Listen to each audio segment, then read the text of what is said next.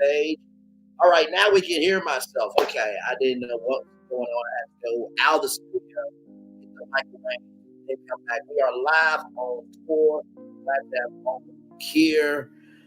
Oh, we got a lot to talk about. Like I said, the Dekalb County School District, they are asking them to do some things that, well, teachers don't get paid enough. Kayne West got into a situation that he gained something from, and that's not how that works, Kanye. I'm gonna tell you why it doesn't work that way. Jeanell English was the former the former diversity head for the Academy Motion Pictures Arts and Sciences, or the Oscars, as you all know. I'll tell you more about that. The Breakfast Club, they have not found a third co-host, and I will tell you why I think that. Tyler Perry and BET did not get along in their negotiations for Tyler to get the majority stake, and with Disney, okay, with Disney as well. So, and Disney celebrated their 100th anniversary. So with that, higher is weighing, low is available. But either way, we are live on tour.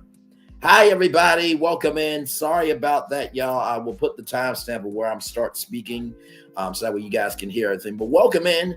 Glad to have all of you here. I love your value and appreciate you all. By the way, last night was legitimately crazy with that Don Michelle and Queen Sheba interview review. And oh, thank you, beautiful. Hold it. I'm gonna pull up legs. Okay. Okay.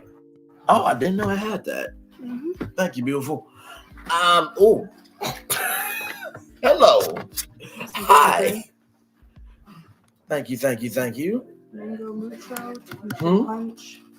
Probably water would be fine. Hey, everybody, welcome in. Sorry, I'm just getting, so I did not know this thing had legs. Welcome in. Glad to have all you here. That Queen Sheba, Don Michelle interview was crazy Wednesday night. Thursday, I was not supposed to go live because I usually take off. But yes, indeed, y'all shut it down with that content. And y'all gave me, let me see here, 416 views, and I appreciate y'all. Let's do what we do and go on tour, shall we? We're going to start with Dekalb County in Georgia. Let's see here. Let's see, right here. This comes to us from blackenterprise.com. Georgia teachers begin training as bus drivers amid shortage. Dekalb County, Georgia is still dealing with a shortage of bus drivers with the school year well underway. By looking in the classroom, teachers in the Dekalb County, thank you, beautiful. Ooh, I like the mug. It reminds me of New Orleans. That is cool. Awesome. Let's see here. Teachers in the Dekalb County School District have begun training in the additional role of bus drivers, as reported by 11 Alive. That is, I think that's a NBC station in Georgia, if I'm not mistaken. With over 100 positions still open, their willingness to step up has eased the concerns of the county to have enough drivers for a student body. Some teachers who have taken on the duty have a greater understanding of all that is required of the job, especially while on the road. Xavier Frazier, a teacher at Stone Middle Elementary School, is the first of this untraditional cohort rather to complete CDL training to become an official driver, a job he does not take lightly. You're not just focused on the road, he said. You actually have to focus on what's behind you, those children, those people. You have to actually watch them too. It's a very intense job, I'll put it like that. While standard work hours would have drivers preparing for the afternoon shift as kids are in class, Mr. Frazier's schedule continues to be in the media center. Throughout the school day, he spends time in different classrooms reading to students. It's a job that he spent over 2 decades thriving in, but is happy to expand his responsibilities to literally pick up where it's needed. According to the news outlet, districts across Metro Atlanta were scrambling with even with new incentives such as increased wages to attract applicants. While those strategies did not fulfill the desired slots for bus drivers, teachers were asked, having enough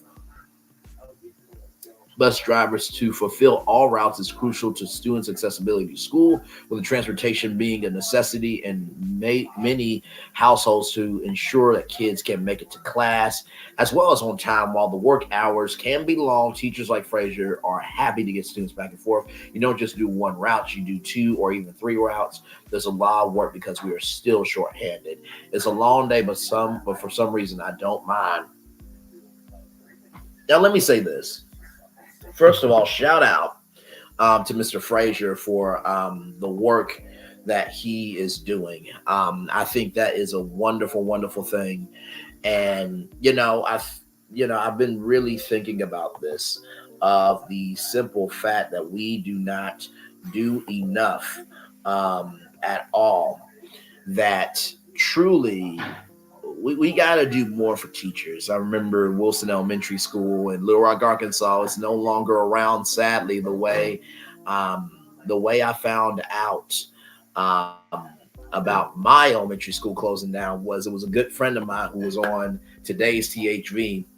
It's called THV 11 now, but if you're a true Arkansas, you call it today's THV. And I found out about my elementary school closing. And basically, what ended up happening was there was a kid saying, "Why are you taking my school away?" And at that moment, I got up out my room, went into my mom and dad's room, laid in my mom's lap, and cried like the baby I was because Wilson Elementary was home. I was hoping, to be able to give back to it in a very huge way. Unfortunately, I cannot now, but my mom did say that, the memories are in me. And yeah, you know what I mean? So it's teachers do so much besides putting up with other people's kids. Some kids they don't have school lunch, so some teachers take time out to give a school lunch. There's some students that don't have papers paper or pen or pencil. Some students need a stress ball, or they need a quiet area, and so teachers do so much. There are some teachers that even pick up kids out of situations. So shout out to Dekalb County School District. I hate that that's the situation. There's so many other school districts around the country that are going through so much there. There's a thing called Donors Choose.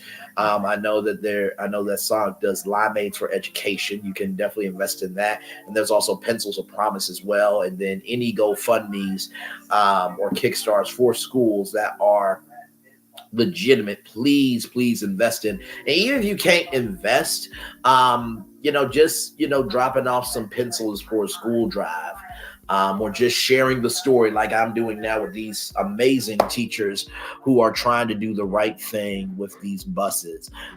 So amazing to the DeKalb County School District there. Shout out to all of you. As we continue rolling on this virtual tour live, everybody, glad to have you all here on a Friday night. Kayne West, why Kayne? Just why? Why are we doing this? Why are we doing this here? So this is what Kayne said. This is from TMZ.com. Kayne West says, "I'm not bipolar. Car crash gave me signs of autism." Hang on, y'all. Give me a moment. Woo. Okay. Woo. Sorry, I did not want to sneeze on camera. I did not want to sneeze on camera. But yes, y'all are seeing that correctly. Kayne West says, "I'm not bipolar. Car crash gave me signs of autism." Kayne West wants the public to know that he's not bipolar as he previously claimed. Instead, he says he has signs of autism caused for his car crash in 2002. In a bizarre text rant to Elon Musk, Kayne states, "When we are going to speak, you owe me nothing. You never have to speak to me again. But if we do speak, the nature of the relationship has to change. I'm not bipolar. I have signs of autism from my car accident."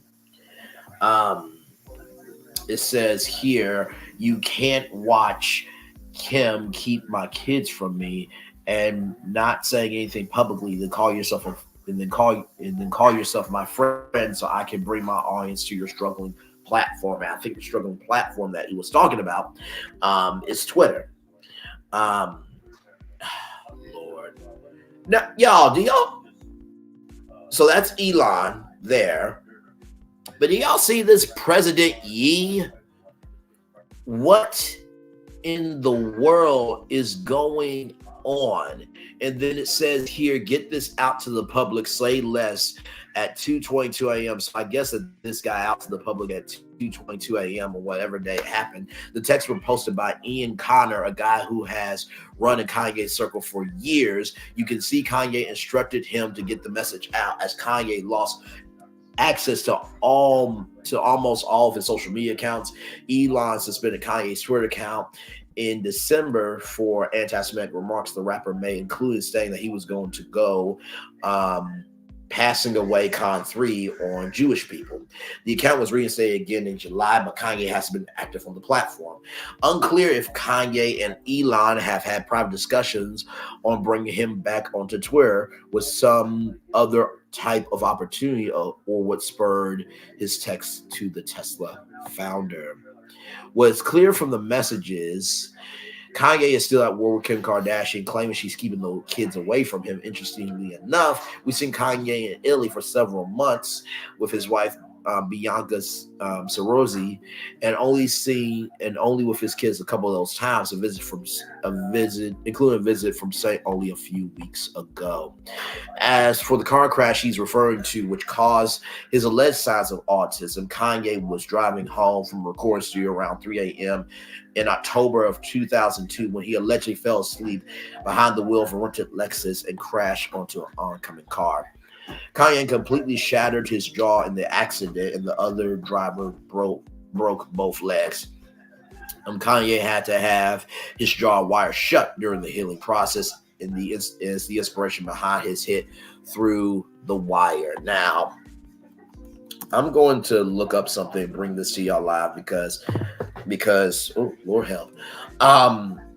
When you get in a car crash, you do not get autism. I just want that to be clear. So I'm going to bring up some facts here. So this is because I really want y'all to really get this here, because what Kanye did was completely out of line, out of class, and out the way. So I want to be responsible here by bringing you this from the Center for Disease Control and Prevention. What is autism spectrum disorder? Autism spectrum disorder, ASD, is a developmental disability caused by differences in the brain. Some people with ASD have a known difference, such as a genetic condition, and other causes are not yet known. Scientists believe there are multiple causes of ASD that can act together to change the most common ways people develop. We still have so much to learn about these causes and why they impact people with ASD. People with ASD may behave, communicate, interact, and learn in ways that are different from most other people. There's often nothing about how they look that sets them apart from other people. The abilities of people with autism spectrum disorder can vary significantly. For example, some people with ASD may have advanced conversation skills, whereas others may be nonverbal, Asperger's, for example.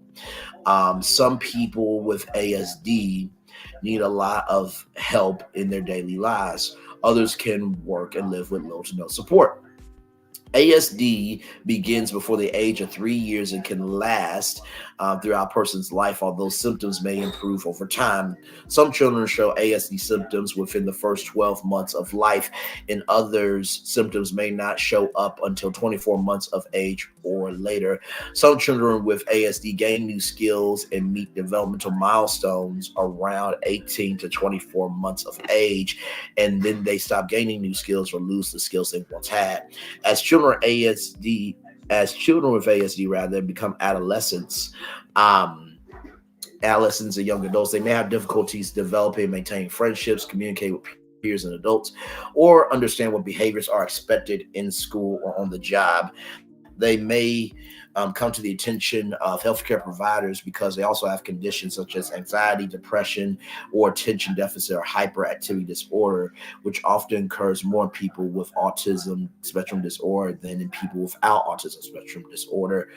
The sign and symptoms here: people with ASD often have problems with social communication and interaction and restricted or repetitive behaviors or interests. People with ASD may also have different ways of learning, moving rather, or paying attention. These characteristics can make life very challenging. It's important to note that some people without ASD also might experience some of these symptoms. Diagnosing, because he said in that car crash he gained autism, or he developed autism. Rather. Diagnosing ASD can be difficult since there's no medical test, like a blood test, to diagnose the disorder. Doctors can look at the child's behavior and development to make a diagnosis. ASD can sometimes be detected at 18 months of age or younger. By age 2, a diagnosis can be experienced. A diagnosis can By age 2, a diagnosis by an experienced professional can be considered reliable. However, many children do not receive a final diagnosis until they're much older. Some people are not diagnosed until they're adolescents or adults. This delay means that people with ASD might not get the early help that they need. So I want to give some context here to this because, listen, I know that Kanye West has been through quite a lot in his life, but that does not give you the right to be disrespectful with what you do. And I think Kanye, people are pulling for you, people are rooting for you, and people want you to be well. But bro, you have to allow yourself to know that you can be more. You know what I mean? And you just have to breathe in the uneasiness that you're in. So much love to you, much value to you, much appreciation to you. And I think people want you to win. Just breathe, brother. Just breathe. So with that being said, let me stop sharing my screen here. Glad to have all of you here on Virtual Tour Live. We talked about the Dekalb County School District with a school bus driver shortage, and teachers are being asked to step up.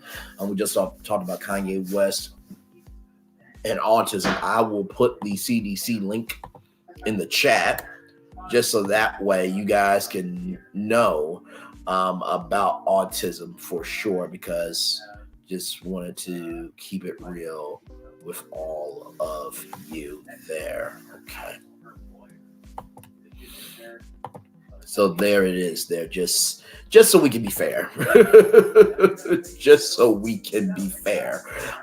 You know what I mean? So it's a crazy world out here, and we're all just trying to find our mental security blanket to survive. Amen, somebody. Amen. So as we keep rolling on with this virtual tour, as you all know, that there was a huge exodus of diversity, equity, and inclusion officers from Netflix, from Disney,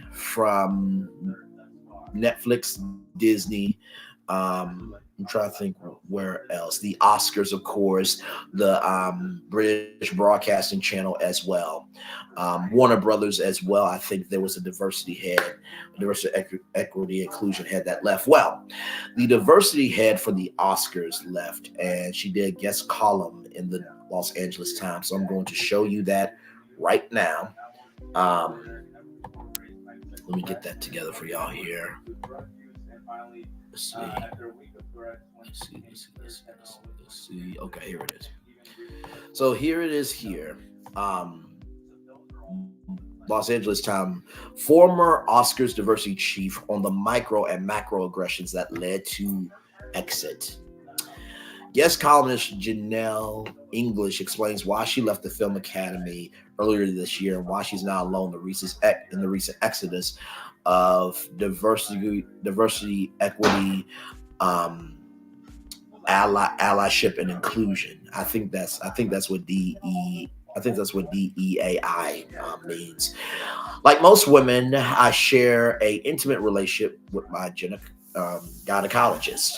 I went to see her during my last week working for the Academy of Motion Pictures Arts and Sciences. When was your last period? She asked. I hesitated before responding. Actually, my last period is the first one I had this year. It came up just a month ago, the week after I resigned from my job. She paused in reflection while glancing at my chats. When my feet were comfortably positioned in stirrups, she offered three words: rest is resistance. Taken from the title of the book by Tricia Hershey of the Nap Ministry. The phrase stuck with me. Somewhere during my career journey, I forgot to rest. I could easily blame capitalism and perfectionism. Both are plagues that disproportionately affect Black women. Insert impressive, looks good on paper, list of accomplishments here. I thought that because my work was mission driven, purpose centered, and urgent, that there was no time for rest. While this piece is in response to the recent exodus of Black women, diversity, equity, accessibility, and inclusion. Okay, I thought it was allyship, but it's accessibility. Let me correct the record on that. Roles in Hollywood, it is important to preference my commentary with this personal antidote because my decision to leave my role was personal as much as circumstantial.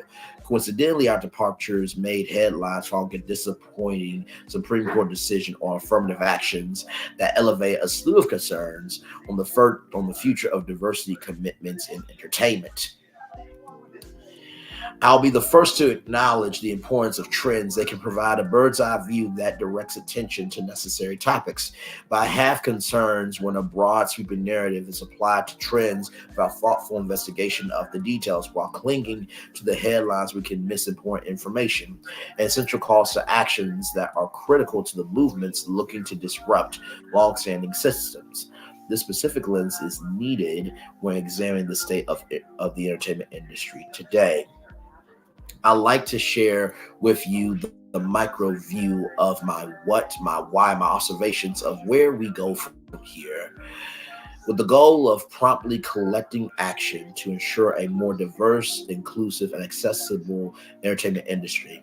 Although my career began in the diversity space, that's not where I intended it to go. In college, I majored in industrial and labor relations with a minor in visual studies. This is where I developed a deep affection for labor rights, a critical eye toward capitalism, and a desire to work in the arts. I have dipped in and out of pure diversity roles. Often I was more influential when diversity was not a part of my job title. However, accepting my role at the Academy to lead its representation, inclusion, accessibility, and equity efforts in 2020 was intentional. It offered me an opportunity to listen, to learn, and to assess where the industry was in relation to this work while informing my view of the path forward. As I noted in my departure letter, I had a lot of wins during my time at the Academy, including implementation of representation and inclusion standards for Best Picture consideration. I prioritize systems change, establishing policies, and disrupting institutional legacy to facilitate a more equitable awards process and organization. I also contribute to a more inclusive approach to the Academy's work as film archive and library, facilitate workshops to bring members and staff into new uncomfortable dialogues, introduce a education-centered climate strategy, prioritize accessibility with an emphasis on the Oscar operations, and participate in the reform of long-standing campaign rules. Y'all give me one moment, okay? I am still right here with all of you. Nikki News, good afternoon, Queen. I will be right back, y'all. Give me one moment, okay?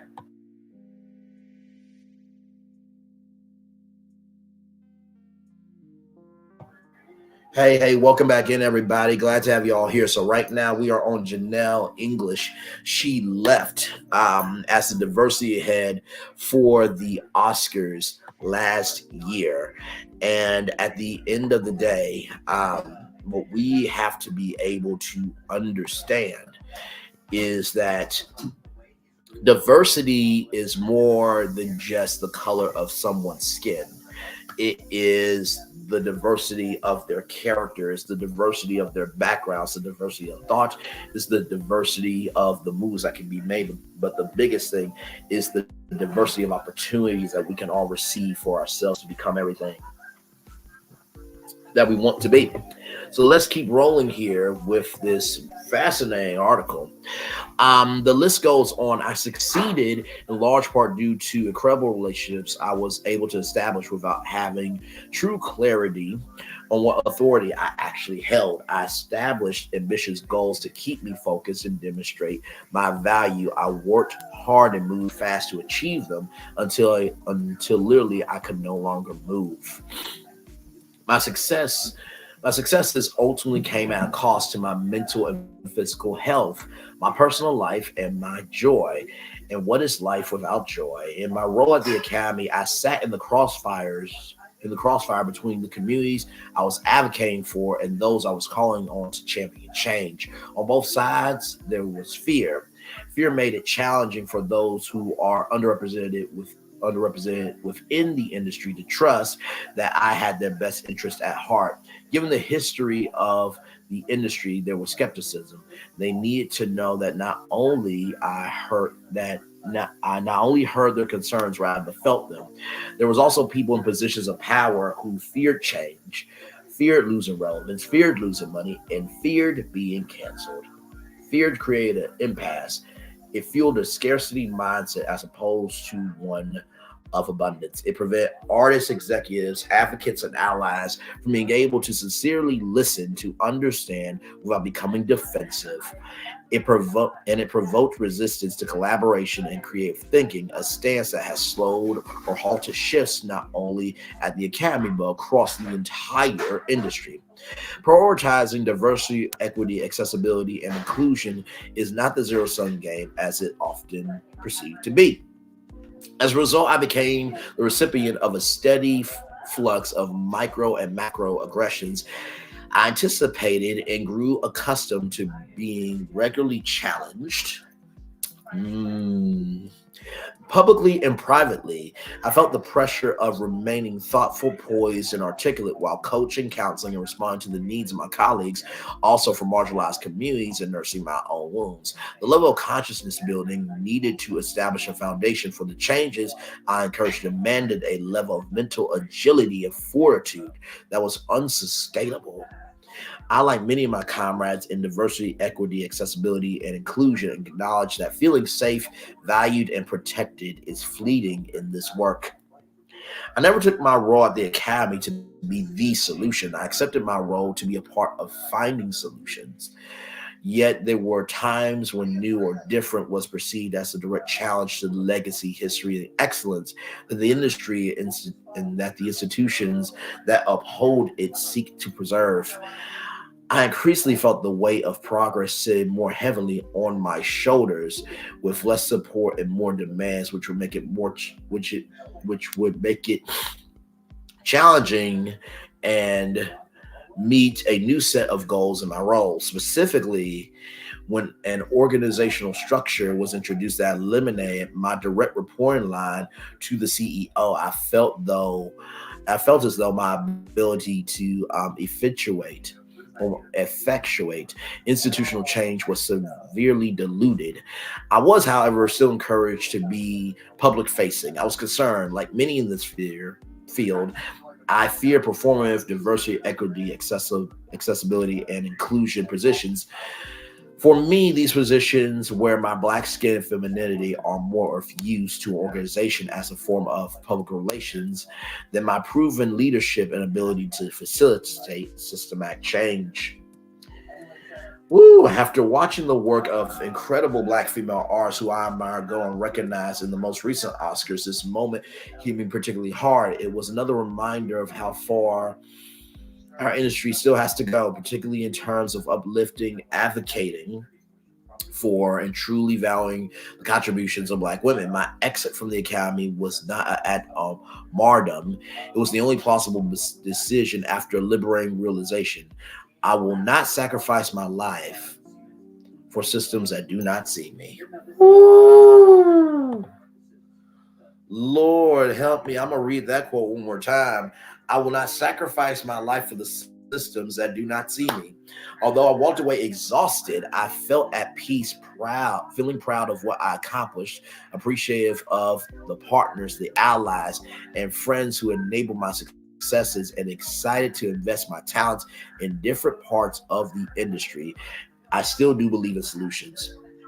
While diversity, equity, accessibility, inclusion leaders are now regularly lauded for their incredible tenacity, grit, and talent, superficial endearments fall short of our target. Again, Hollywood to embrace the radical changes we are advocating for.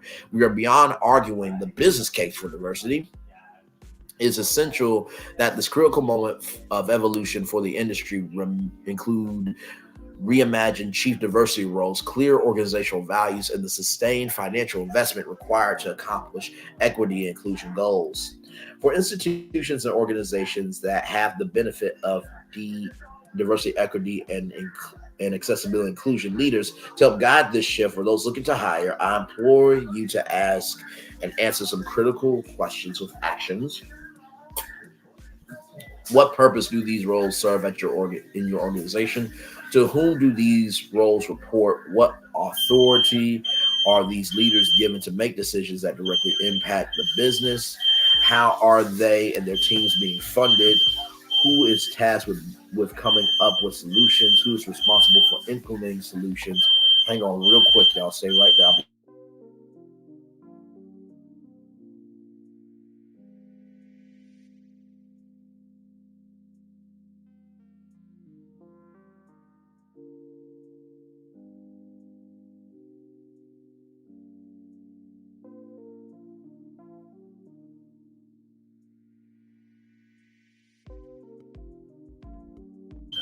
Hey, y'all. I am back.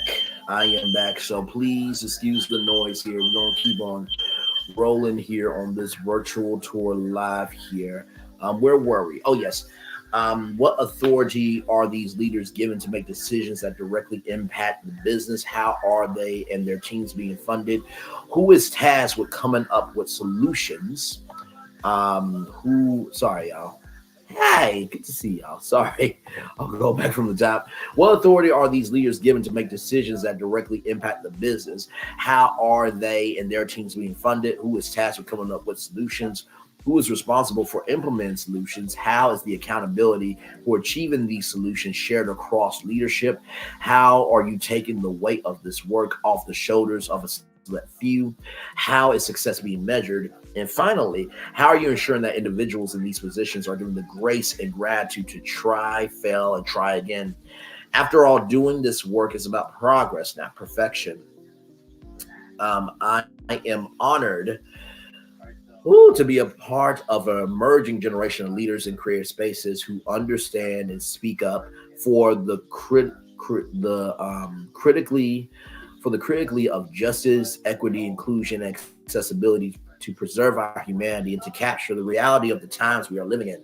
A generation that values diversity to the extent that we are willing to stand up against censorship and respectfully embrace debate, even when the conversation is uncomfortable. A generation that refuses to accept the oppressive links between purpose, work, and health.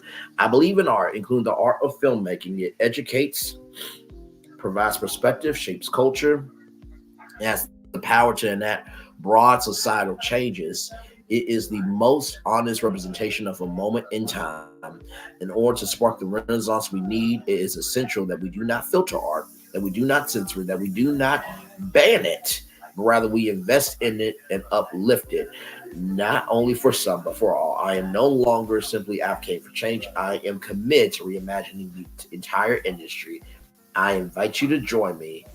Just remember to rest. Woo! Man, let me tell you something. All Revelation 2023, feel better, feel better, feel better. Love you, love you, love you. Y'all, first of all, Jeanell English, a cheers to you. That was a lot, but it was a good thing it was a lot. I totally agree with Jeanell English on everything that she said. I think when it comes to diversity, equity, inclusion, diversity, equity, accessibility, and inclusion as a division and with positions of executive power and authority, we got to recognize that all of those things are not just in terms of the content we watch, but it's who gets those opportunities to produce the content, who gets to be a makeup artist, who gets to be a costume designer, who gets to work sound, who gets to be a PA, pay, insurance, fairness in terms of working hours. All of those things add up, and I'm going to. It was a lot. It was a lot. I feel like one of the biggest questions is who is tasked with coming up with solutions. I love that question because to me, at the end of the day, you can put out solutions all day long, but if the solutions are coming from people that don't look like us, sound like us, move like us, feel like us, and invest like us, then the solutions are dead in the water. Let's see, how is the accountability for achieving these solutions shared across leadership? And how are you taking the weight of this work off the shoulders of a select few? I like those two questions because basically, if leadership across the board does not believe in diversity, then everything that you are investing in is going to come back null and void. And how are you taking the weight off this work? That's where the financial component will come in. But also, too, that is, will there be, groups once a week where we can sit down and talk about issues? Will that include retreats? Um, you know, maybe can there be a therapist in-house to be able to talk about diversity, equity, inclusion? And then, are you allowing people to try, fail, and try again? I think a lot of times in Hollywood, and especially in the world that we live in today, if you cannot do your job, they will let go of you, so you can do your job. You know what I mean?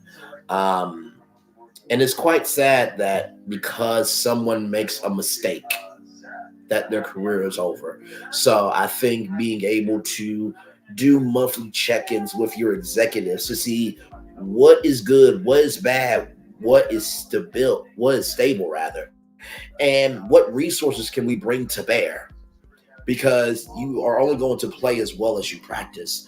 Um, this is such a powerful, powerful article. I wish I could get her on, and you know what, I might be able to with how I roll.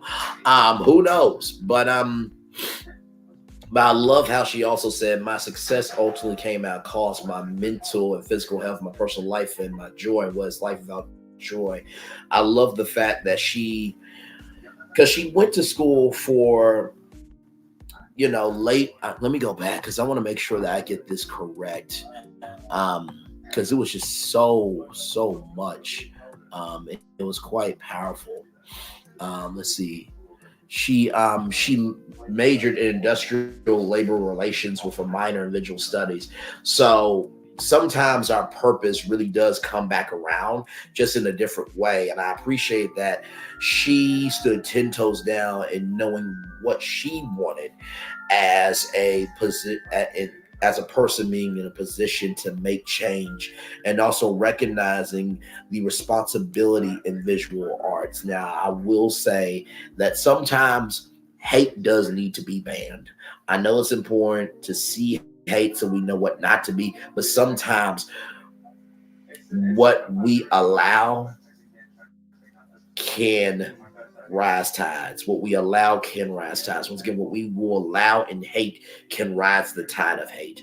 And so I will disagree with her there, but I also understood why she said what she said here at the bottom of this great article, is that in order to spark the renaissance we need, it's essential that we do not filter art, that we do not censor it, that we do not ban it, but rather we invest in it, uplift it, and not only for some but for all. Such a powerful article here. I will drop this link in the chat because I definitely want y'all to read this on your own time. It is quite fascinating. Let me see if there's any other points, and then, you know, I think her opening of when was her last period, and that her gynecologist said rest is resistance, and resting is resisting from what the world is telling you to do, so you can be free in the decisions that you make. Such a powerful article. Um, Hang on one moment, y'all. Give me a moment.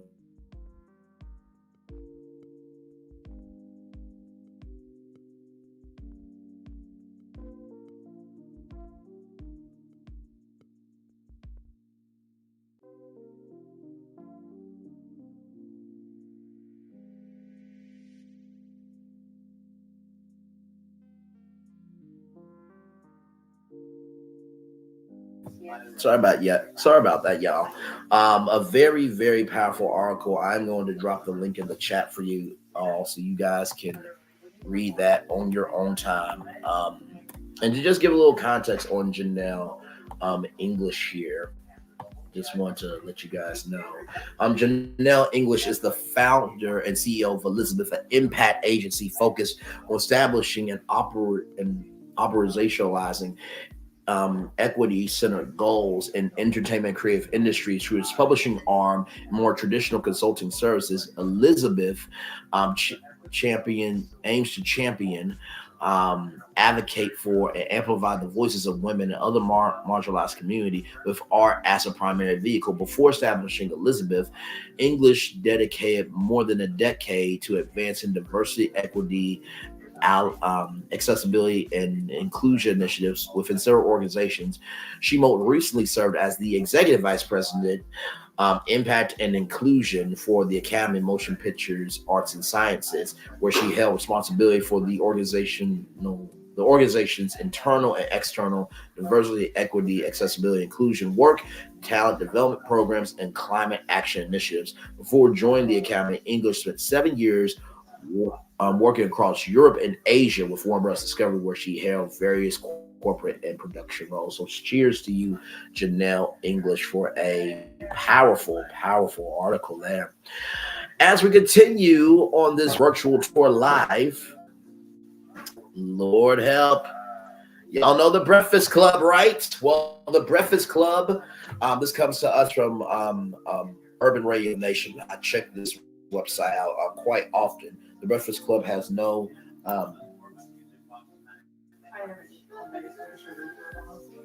say that again. I haven't eaten all day, so my sugar's really low. Gotcha. The Breakfast Club has no replacement yet for Angela Yee. Has the Breakfast Club suffered because of no third host? In the world morning radio, a noble void persists as the highly acclaimed morning show. The Breakfast Club has yet to secure a permanent placement for Angela Yee, a transition that originally slated for April of 2023. The delay has led to some grumblings within the radio trio, with DJ MV's voicing his dissatisfaction over current celebrity news on the Rumor Report. Not DJ MV being a Portia Williams saying that he's a journalist, or Tamar Braxton saying that she's an Emmy Award-winning journalist. Oh Lord. Oh my Lord. The positions that people think they're in and the actual position that they're in are on opposite sides of the spectrum. Prior to Yee's departure, DJ Envy and Charmaine the God will chime in on the celebrity news of the day, while Claudia Jordan, Jessica Hilarious, and Jason Lee have clearly become the front runners as potential replacements. None have inked a deal just yet. Well, the absence of Angela Yee, who has been an integral part of the Breakfast Club for years, is undoubtedly felt by both the show's hosts and its listeners. Her departure left a considerable gap, and filling it has proven to be more of a challenging task than initially anticipated. DJ Envy has taken on the role of being the primary bearer of celebrity news when there isn't a guest host, a responsibility he did not anticipate nor necessarily desire. This is not to say that this was Angela Yee's main role, but she seemed to be more informed on such matters and was well versed on national and worldwide current events as well. The issue is clear: the absence of a third dedicated host and contributor has disrupted the show's dynamic. Potential replacements for Angela Yee have emerged from the plethora of guest hosts over the last 9 months. Claudia Jordan, Jessica Hilarious, and DJ in sorry, not DJ Inman, but Jason Lee being among the front runners and the ones who have the best chemistry with DJ Envy and Charlamagne the God. While each possesses a unique set of talents, they have not committed to join the Breakfast Club yet. This has left fans in a state that can be categorized as blasé due to the uncertainty of the show's future direction. Each one in their own right has been successful outside the guest appearances on the Breakfast Club, be it comedy tours, media platforms, and movie appearances. The Breakfast Club will essentially be their side hustle and not their bread and butter. Working remotely as new host Tezlyn Fiego does rather is not an option. The thought of being in studio at 6 a.m. and relocating to New York City has to play into the fact that none of those three have taken up the offer to be the third host of the Breakfast Club. The quest for a suitable successor for Angela Yee continues, and remains to be seen when the vacuum she left behind will be filled. In the world of broadcast media, such transitions are both inevitable and challenging as radio companies strive to maintain the chemistry and appeal that their audiences come to expect. Fans of Breakfast Club are undoubtedly waiting for the day when the show can operate once again at full strength. Now, oh Lord, oh my. So, with this, the Breakfast Club, I've always said this and always believed this. Radio, hey, Jax H, welcome in. Glad to have you here. Radio has completely evolved. I remember the theme song, the ow, ow, ow, ow, ow, ow, ow, ow, ow, ow, ow, ow, ow, ow, said, oh, it's the time, join the morning show, yeah. So at the end of the day, it really is about truly making sure that these are how can I put this? Radio back in the day used to be albums, right? They used to be albums. But now there are more singles, right? So you tune in for a 10-minute, 15-minute interview, you hear your favorite segment, and then you're done with radio. But Tom Joyner, you listen from 6 a.m. to 10 a.m. and it'll be like, oh, civil. Oh, good morning, Mr. Jordan. Good morning, J. Anthony Brown. Express yourself question of the day. It's your world inside her store with Jackie Reed. Huggy, what's the deal? Pickles, is everything kosher? Time joining my man, my Civil Wilkes, J. Anthony Brown. Good to see you in the building. And then, of course, how can we forget the Red Velvet Cake Studio as well? All those legendary performances. So, how I can list all those things off? You can't do that with most radio shows. You absolutely cannot. You know what I mean? And so really at the end of the day, to me, it really is so sad that truly at the end of the day, we have to be able to see within ourselves that we want more quality radio, but we also have to have the environment for the quality of radio to rise up. Because honestly, to tell you the truth, like most of radio today is music intensive. Like phone calls are few and far in between. Like when you got on the Tom Jordan morning show, you were a star for the rest of the day, back in the day. And so I do hope that they find a third co-host. I mean, honestly, I thought about this. Like, is it the end of the Breakfast Club? Could it be? And honestly, at the end of the day, to me, I truly feel that truly it's going to be okay. It's going to be absolutely okay for them. And I just think really at the end of the day, we want good radio, but I think that radio age of listening to a whole show is gone. And it's sad to say that. And listen, I think The Breakfast Club is a great show. Their interviews, I don't think it pop as much as they used to back in the day. And sometimes it is that one cog in the clock that makes it tick. That if that cog is not there, the clock doesn't tick as well as it used to. No matter what clock, no matter what cog you add to it. If the Breakfast Club ended, would that be the end of the Breakfast Club?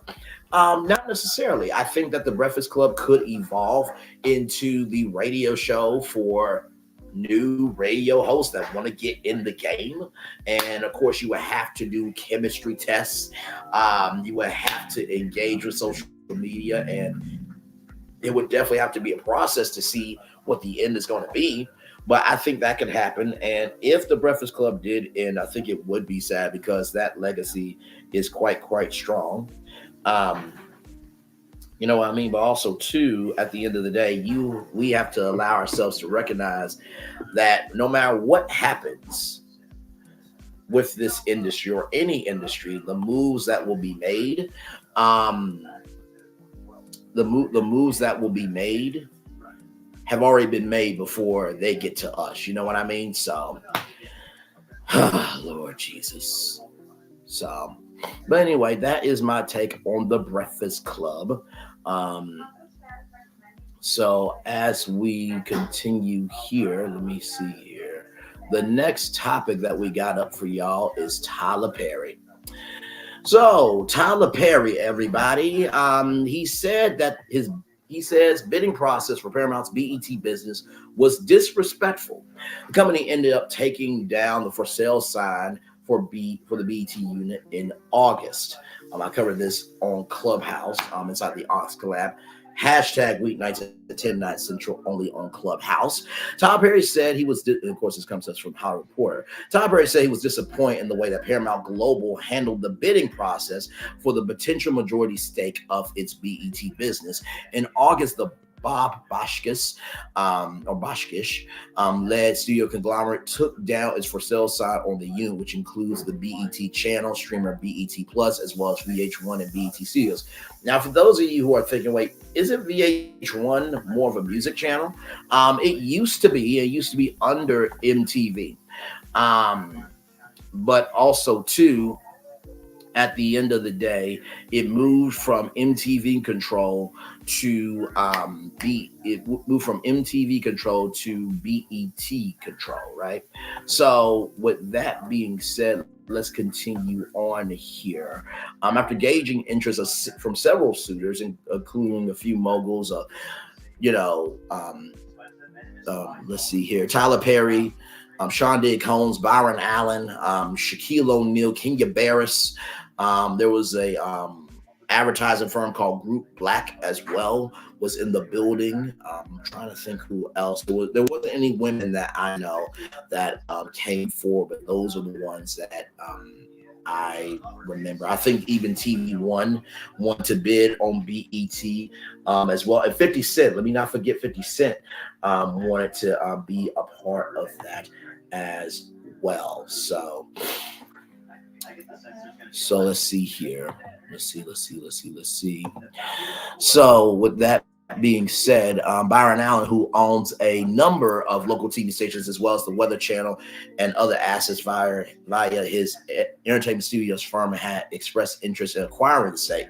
Tyler Perry put in a $2 billion bid. Byron Allen put in a $3 billion bid. The asking price for BET was $3 billion, but that was the original asking price when they sold it back in the 90s. So they're trying to get back what they had back then, but the value to me, I think, of BET is probably $500 million to $700 million. On Wednesday, during a Bloomberg Equality Summit in Atlanta, Perry gave a glimpse at how that process went for those aiming to acquire the stake. I was disappointed about it for a number of reasons. He said, as reported by the Atlanta Journal-Constitution, reported by Rodney Huddle, who is the entertainment reporter for the Atlanta Journal-Constitution. I've been reading him for years.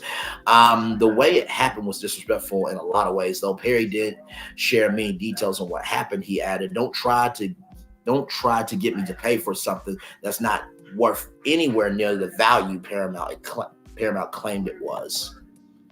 Like I told y'all, $3 billion. He did not want to pay for $3 billion. Okay. And honestly, at the end of the day, it really is quite sad that Paramount Global could not take the $2 billion to $3 billion bids. And I don't know what the other bids were, but I'm sure that they were in the millions or billions. Probably a few billion bids, many $1 million bids. And Paramount Global, by the way, y'all, is $15.6 billion in debt, because they had to sell off CBS Television City in Los Angeles, California. They're thinking about selling the CBS Broadcast Center. Simon Schuster, they're thinking about selling that off as well. So they've been selling off properties so they can invest in their streaming service, Paramount Plus, which has 61 million global subscribers. But here's the thing: at the end of the day, it is. I don't think people are watching Paramount Plus, but let's keep rolling with the story here. Though Perry didn't share, I already read that. When asked if he would reconsider if Paramount placed BET up for sale again, he said no. At the time, Perry still has a minority stake in the BET Plus streaming service and provides content to Paramount programs, including BET and Nickelodeon, through a multi-year deal content partnership inked in 2019 that includes Paramount Players. For those of you who may remember, Nobody's Fool with the Tinka Sumter from the Half and the Half Nots and Tiffany Haddish, that was under Paramount Players. The Mogul is also a major player in the production space via his Tyler Perry Studios in Atlanta. So Tyler Perry has the Tima Sisters, Ruthless, All the Queen's Men, Bruh, The Oval. So Tyler Perry's keeping BET relevant, where BET needs Tyler Perry. Tyler Perry doesn't need BET. He says, God bless them. He added, Paramount, still working with them. I wish them the best. If a deal was closed, Paramount would have expected to maintain a minority stake in the business. Instead, we'll also give the company more cash to focus on mainstream streaming service, Paramount Plus, which currently has 61 million global subscribers. The company has looked to share assets, including book publisher Simon Schuster, to focus on its core entertainment portfolio. A representative for Paramount declined to comment. And of course, they did. Like I said, I think the biggest shows on there were Yellowstone. I know that was big. I know The Real World coming back was big as well. Hey, Janika Thompson, good to see you, Queen. Glad to have you here. I'm trying to think. The Real World, of course, Paramount movies are big. I'm trying to think what else. iCarly was the biggest thing on there, of course. Big Brother, Survivor, The Amazing Race.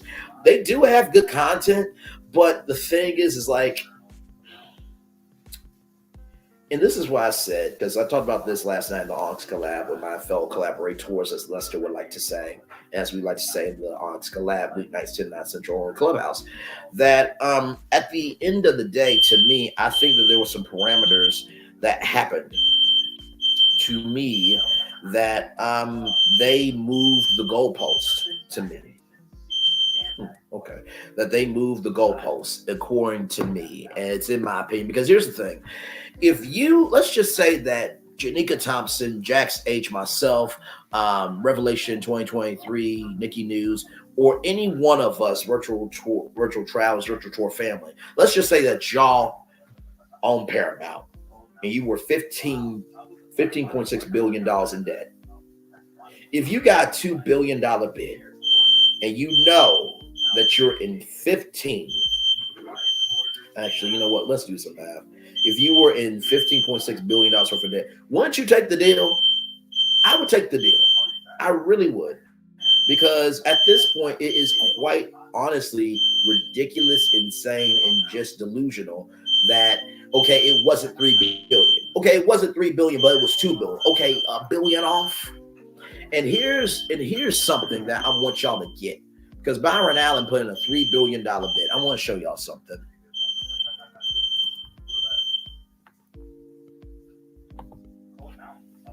Look at this.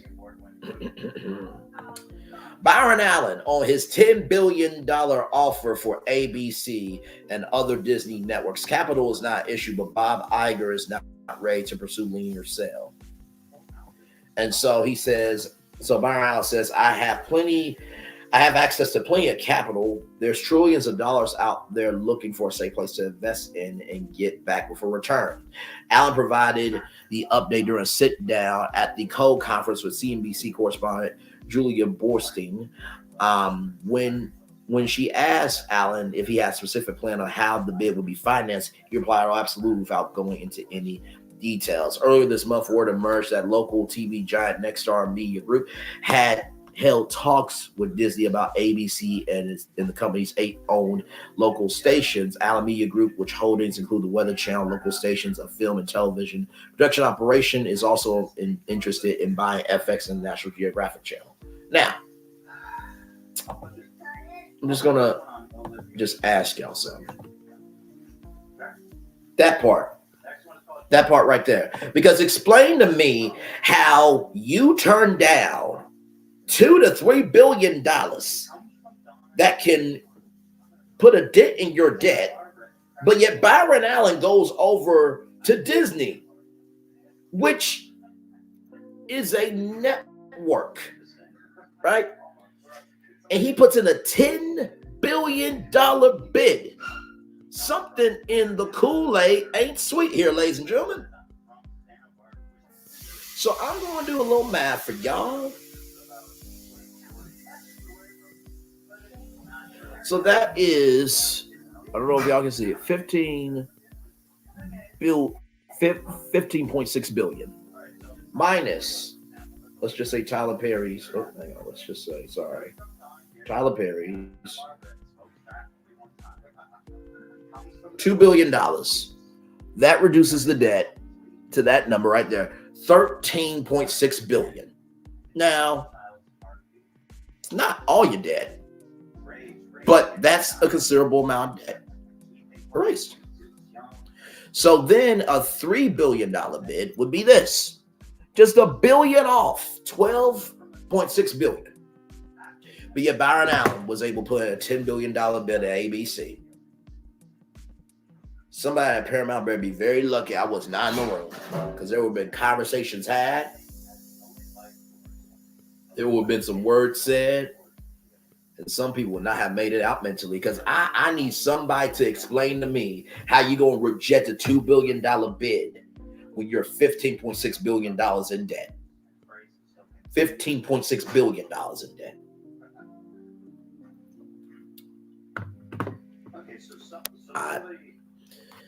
Child, I can't. I can't do it. I can't. I just can't do it. They're moving the goalposts too much. Byron did not get them in debt, but they want to make him pay the full amount. That part. So since you have the money to be able to do it, you pay the bill, we give you it. So basically, Massa is saying, hey, can you give me an advance, slave? Using an analogy, everything is alleged, in my opinion, for entertainment purposes only. Now, let's take that $10 billion bid, right? Let's take that $10 billion bid, right? Guess how much if Byron Allen gave that to BET? $5.6 billion. They would be almost out of debt. Like Nika said, they want him to pay for the debt that they're in. Oh, Lord, to use our theme song, it is all a part of the game. Lord, Lordy, Lord. It's just, I don't know what to do. So, with that being said, but it was the other way around, lowball him like an MF. I agree. Well, y'all, with that being said, we're going to get to some good celebratory news. Let's get out of this here. Disney, on October 16th, celebrated their 100-year anniversary of being a media conglomerate company and just evolving I know that's now we're evolvinary platform. So let's get to it here. This is from the WaltDisneyCompany.com. So Disney celebrates its 100th anniversary throughout October. This October is a special one for the Walt Disney Company as it commemorates its 100th anniversary on Monday, October 6th. During this centennial celebration, Disney will have special activations. Activations just means different events, y'all. Tie-ins and moments that will highlight what has made this company so special to so many over the last 100 years. For example, Disney Plus will be decked out with a logo acknowledging the 100th anniversary, as well as a special collection of films and series throughout the decades. Then there's the highly anticipated Once Upon a Studio special short film that assembles some of Disney's most iconic characters, everyone from Mickey to Moana rather. Take a group photo in honor of the company's 100th. Once Upon a Studio will make its broadcast debut Sunday, October 15th, as a part of ABC's The Wonderful World of Disney 100th anniversary celebration hosted by Kelly Ripa. I think Julie Andrews should have hosted it because guess what? Walt Disney and Julie Andrews knew each other, and she was Mary Poppins. I'm just saying. Kelly Ripa's trying to make herself a primetime star when nobody picked her to be a primetime star. I'm just saying. I probably could have hosted it a lot better than her. So Disney will also be re-releasing The Lion King and Moana in theaters to showcase two of his most popular and beloved films as a part of his Disney 100 special engagements. The Lion King runs from September 29th to October 12th, so that just passed. And the Moana falls right after October 13th through the 26th. The Disney 100 celebrations this October will be unlike any part Disney has held before, but as Walt Disney once said, we are just getting started. So I want to show y'all a couple of things here. So I'm going to play some videos here. Hopefully we won't get copyrighted. So here we go. Come with me to place of wonder. I walked across an empty land. I knew the pathway like the back of my hand. Is this the place we used to love? Is this the place that I've been dreaming of? What do you see? Magic. And if you have a minute, why don't we go talk about it somewhere only we know? This could be the end of everything, so why don't we go somewhere only we know? Where are we? We're home. Somewhere only we know. Now, how amazing was that? Now, that's just one video. I'm going to lead you up to the, well, no, you know what? I'm going to, okay. I'm just trying to figure out mentally which one, because these will make you very emotional. Okay, so this is the Disney Lifetime. This is the Disney 100 Lifetime special look. Here we go, everybody. Enjoy.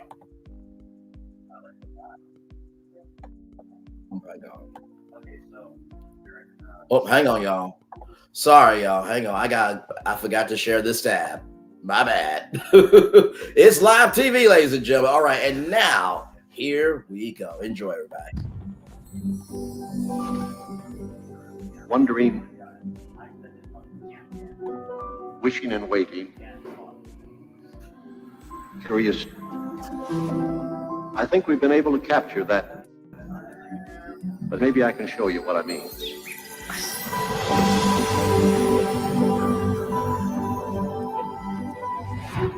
In a faraway land, long ago, Once upon a dream. I wish. I wish. I wish.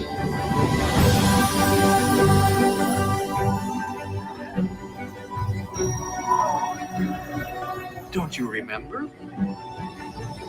We've met before. Once upon a dream.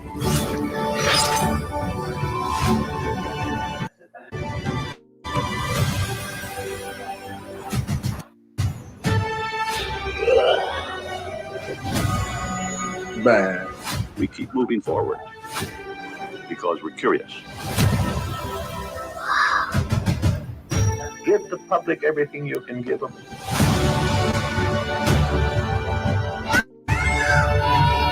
Keep it friendly.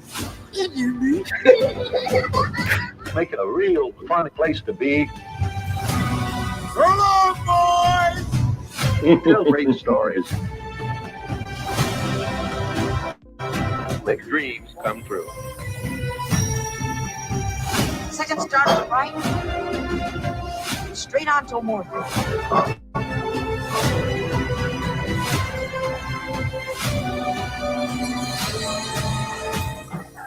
We're just getting started.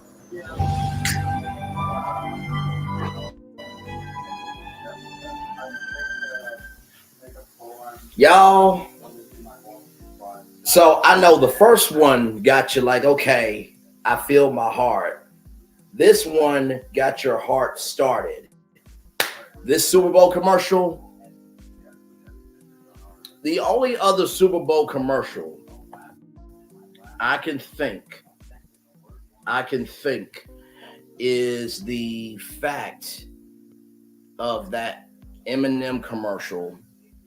Well, two more. The Eminem commercial with Chrysler, with "This is Detroit, this is what we do," and the Jeep commercial, "This land was made for you and me." Somebody, I think it was Mark Scarborough.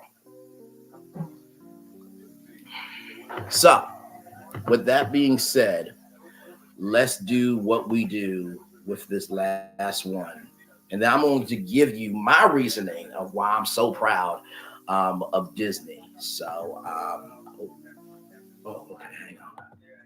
Ooh, okay, I'm sorry. I gotta, okay.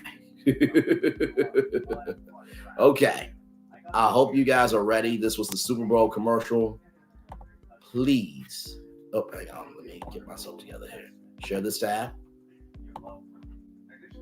Please enjoy. Open your eyes. That was cute. I remember seeing that on social media. Think of the one place you've always wanted to see.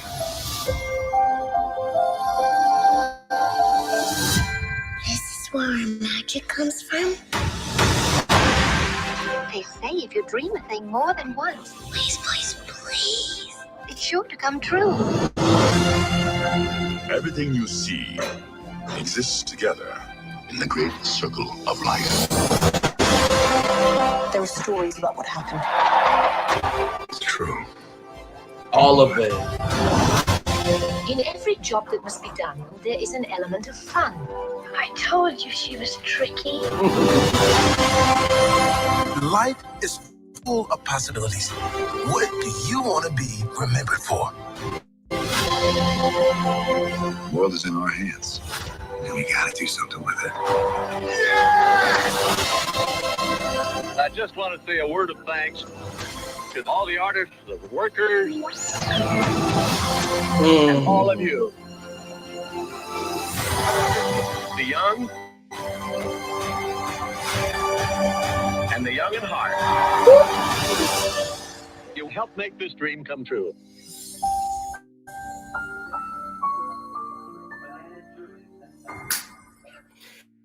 All right.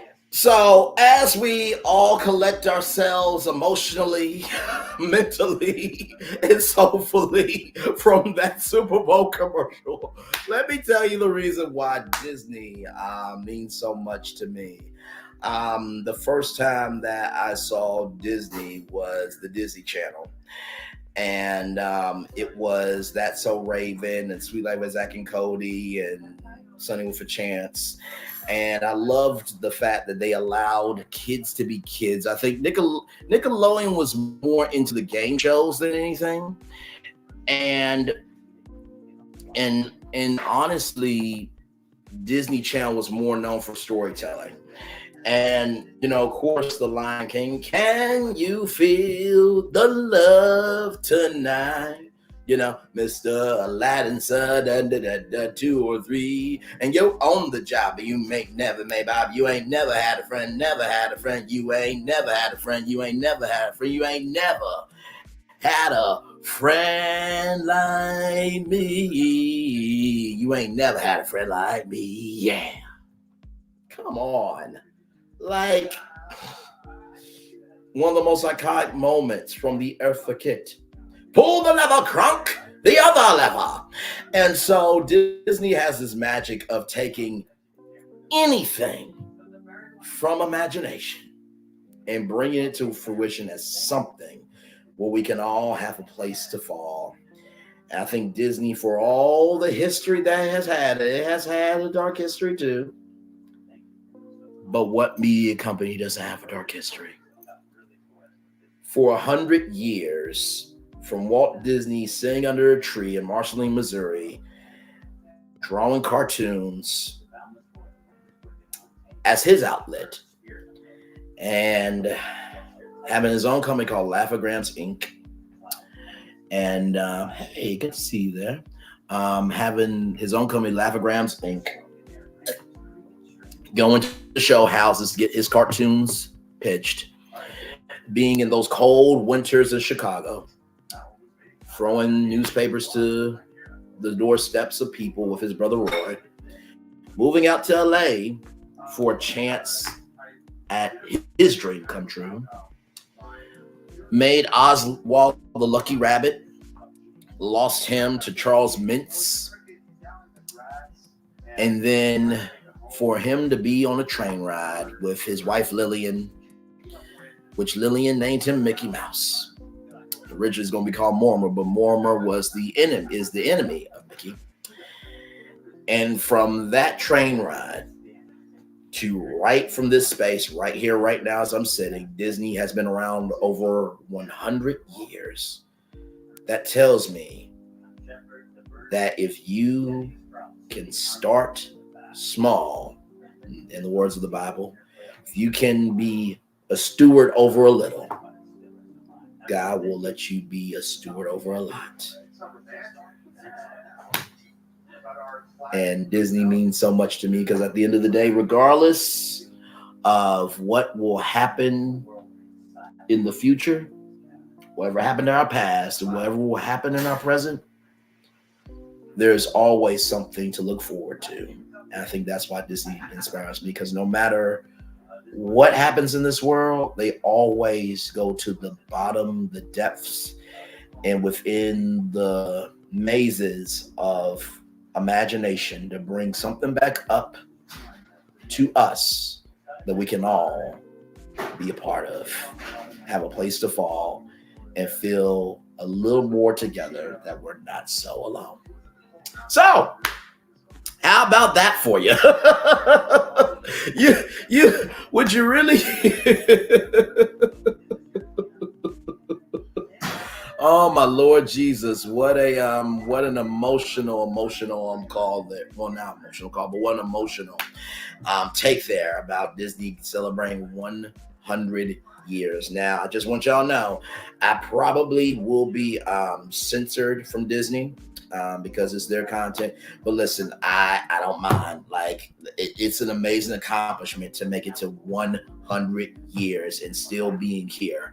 And I think I try to do a little bit of Disney magic on this show by bringing you stories from around the world, stories in your neighborhood, stories are really out. Stories out here, but all with soul, character, and that hopefully, that you always be reflected, that you're being accepted, that you're being embraced, that you. Three people in the building. Thank you all so much for being here. Like, comment, share, and subscribe, everybody. Lord.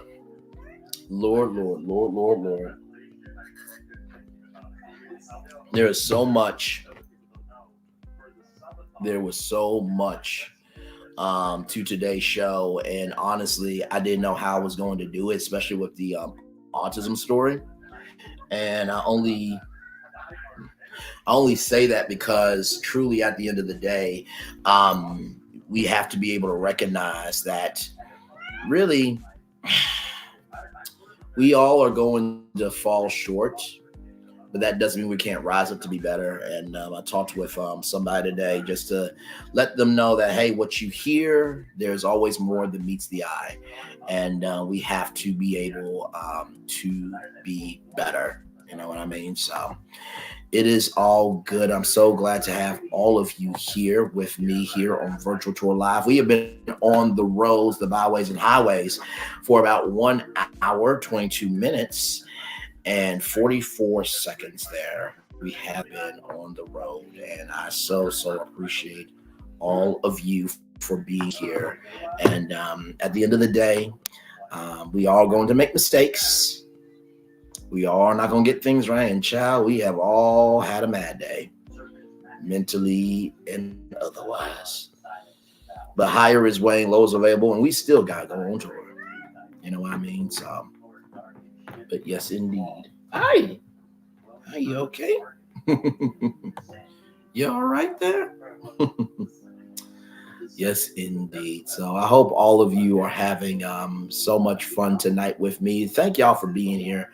I really do appreciate all of you. So no problem, Jax. I try to give something to YouTube that can matter a little more than just gossip, trash, and drama. Can't change the whole world, but I can change the worlds that I can. So, listen. It is all good. It is all good. Hey. So, yes, indeed, I'm going to turn this off for now, the cam. And I'm going to drop the link if you guys want to come up. You're watching from London? Are you serious? We got London in the building. Thank you so much. Oh, my Lord. Thank you. Jax, like, comment, share, subscribe. I would love to have you as a subscriber from London. That is amazing. Oh, my Lord. That is so amazing. That is so amazing.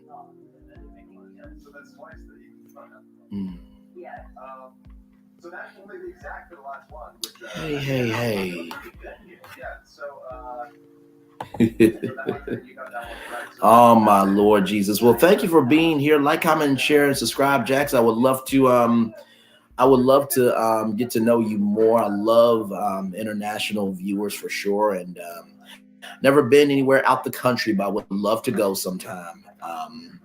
But yeah, so I just try to provide goodness, joy, and just truly just really a spirit of humanity where we may not all get along, we may not all agree, but we can all find something to work toward, so. Oh, Jax H is in the building. Welcome in. Hello, how are you doing?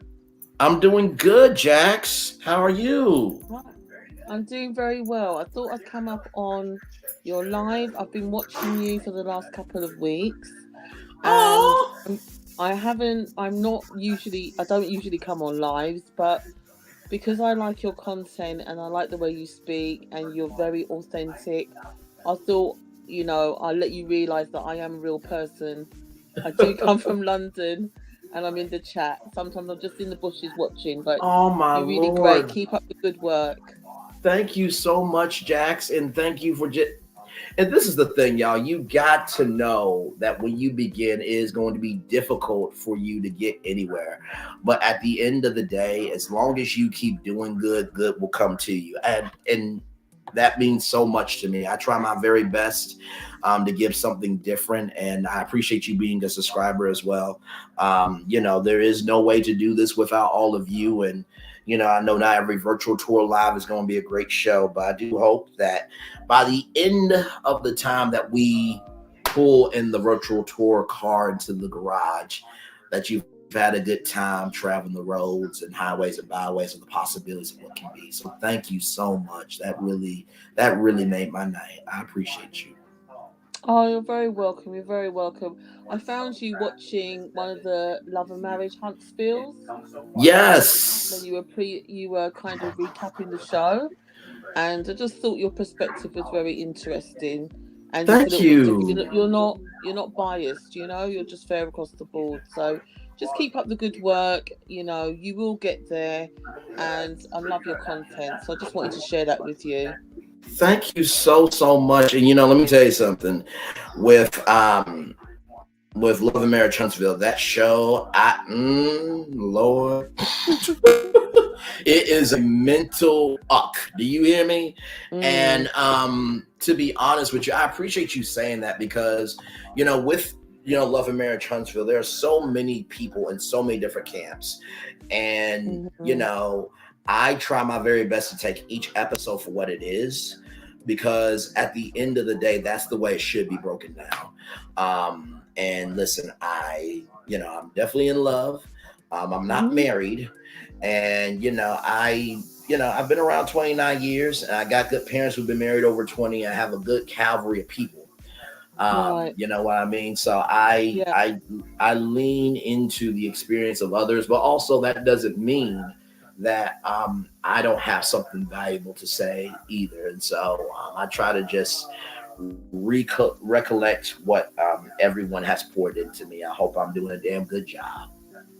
Yeah, you are doing a fantastic job, and I just take the show as a pinch of salt.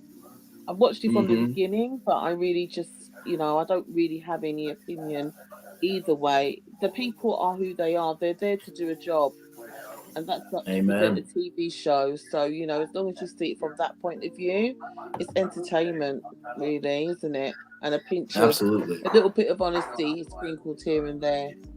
Absolutely right. Absolutely right. And, I think at the end of the day, when, in the words of a song, when it all falls down, I think hopefully what we can really be happy about is that if we can let hateness, sadness, and strife fall down, can we also let some joy, some peace, and some decency of respect fall down too? Yeah, I totally agree. Totally agree with that. Totally agree. There has to be a balance, right? Yeah, oh my lord. And honestly, tell you the truth, like I do the daily motivators at the end of every show because I truly I look at my virtual tour live show as my own talk show. And even though I'm not being seen by everybody, doesn't mean I'm not being seen clearly here for 3 weeks, my lord. So I do those daily motivators to give you something good at the end of the live, because at the end of the day, you probably have had a very hard day. There was probably people that you want to put in their place. And you have tried your best to keep your mental together.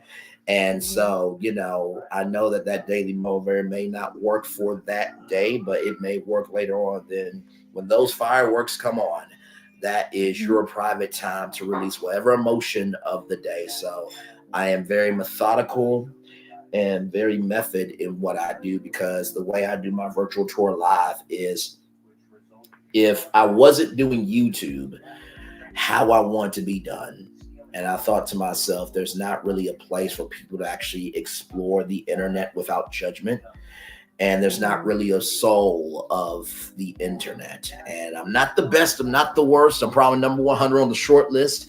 But somebody put me on the list still because they believed enough in me. And I really do think about every single topic that I do. And I always say to my friends that if I can't care about by the time I get on the air, I change it. And I think you're doing a really great job. I said you're doing a really great job, and kudos to you. Keep up the good work, and I'll keep watching. Thank you. Much love to you. Yeah. All right, much love. Talk soon. Thank you. Bye. Bye. That was so sweet. Oh my lord. No, there was a person watching me in London for 3 weeks. Oh, hang on, I gotta cut this off. I gotta cut this. I gotta cut this. Thank you, beautiful.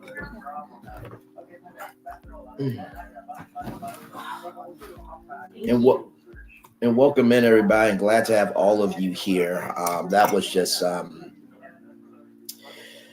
you really don't know who you're inspiring. You really don't know. Ooh, okay, let me let this cool off here.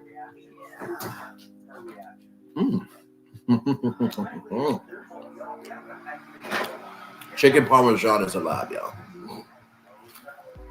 There's more bread and stuff in the kitchen. Hey! Get out. I mean that in the best way possible. This is funny. I don't know. 5 people in the building. Thank you all so much for being here. Like, comment, share, subscribe.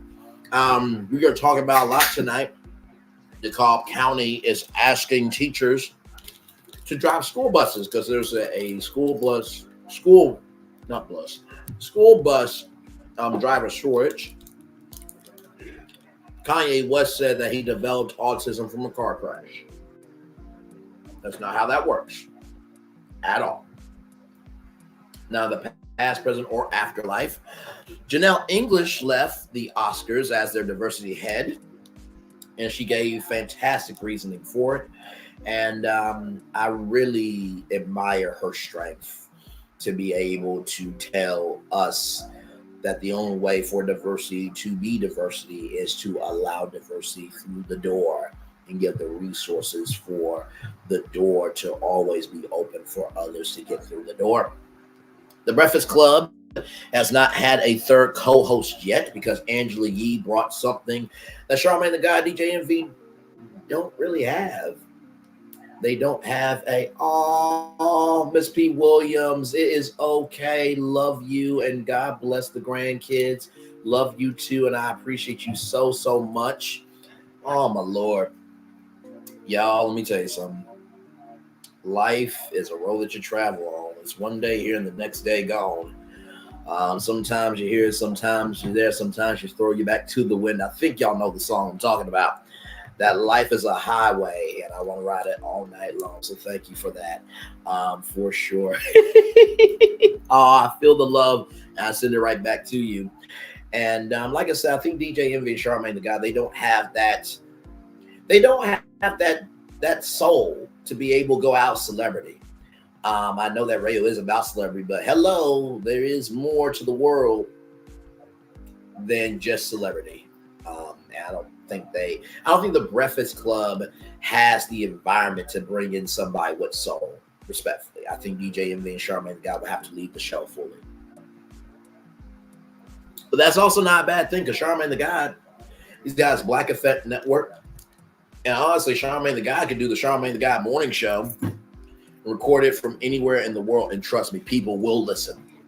DJ Envy, I don't know what he will do. I know that he's a DJ, but I've never seen him at any festivals or anything. But I'm sure he'll land on his feet. Angela Yee, way up with Angela Yee with the Jasmine brand as co-host. I think there's a male co-host there. I haven't really heard a lot of noise about the show. Do you guys listen to it? Does it air in your town? And then, of course, Tyler Perry felt disrespected by BET. That the $3 billion valuation that Paramount Global was, they were asking for $3 billion for BET. This is 2023. Nobody watches BET. People watch BET Plus, but nobody watches BET. And so, oh my Lord, that damn show. Oh, see that movie there. That I can't watch Octavia Spencer. I can still watch her, but it's different though, because that Ma role freaked me the hell out. It freaked me the hell out. Sorry, y'all. Just had me a moment. But yeah, so Tyler Perry felt disrespected by the bidding process for Paramount Global. Then Disney has celebrated their 100-year anniversary. So a lot going on tonight. If you want to, I pinned the link. I thought I did. Let's see here. Oh, I did not pin the link. Hang on. There we go. Now it's pinned. I'm sorry, y'all. I'm so sorry. The link is pinned. Feel free to come on up. Would love to hear from you.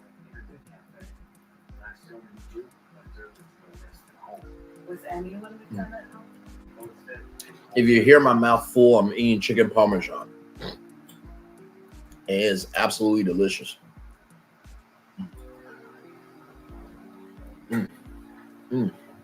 Okay.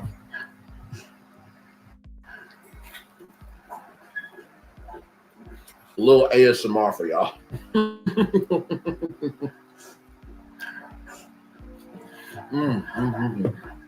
5 people in the building. Thank you all so much. Appreciate each and every one. You like, comment, share, and subscribe.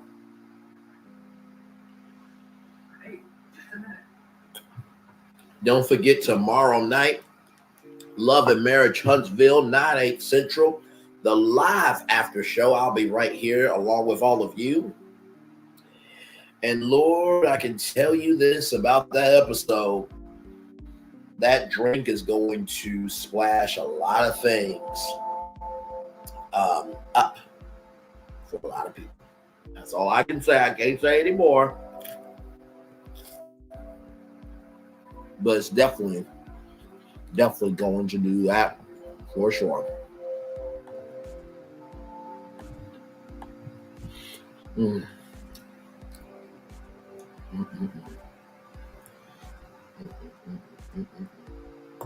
What are y'all in on tonight? Hopefully all is good for you all.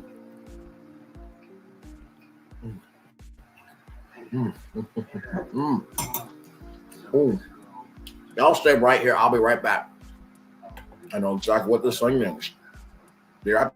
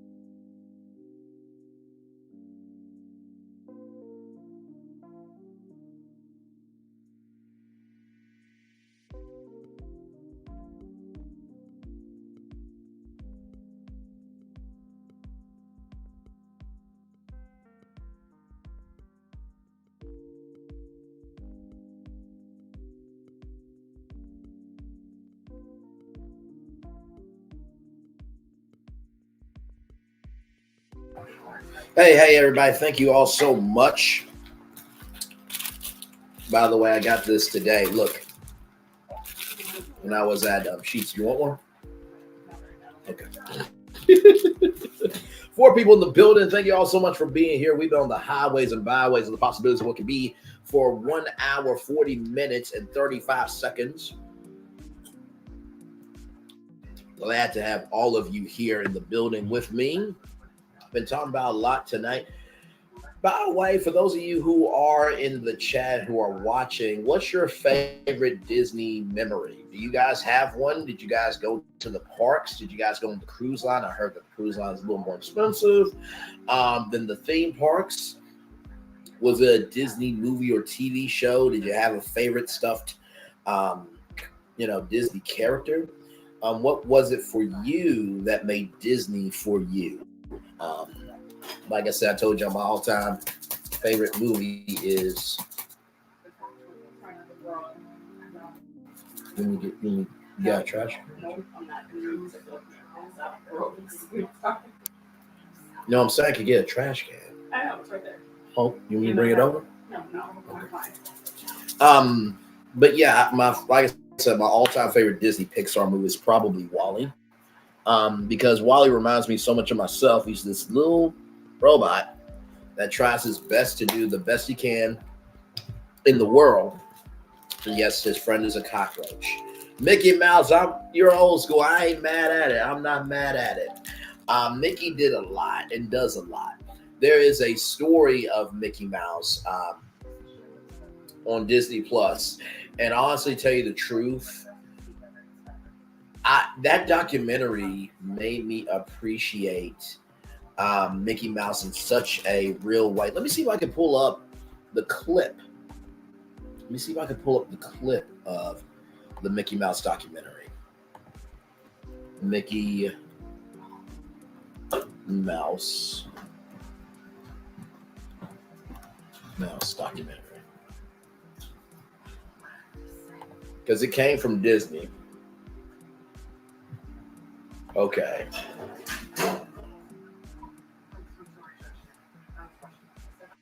Okay, here it is. Let me just get the other for you out here. Of course, guy. Okay. Hang on. Let me share this tab. Because some of you may not know about this documentary.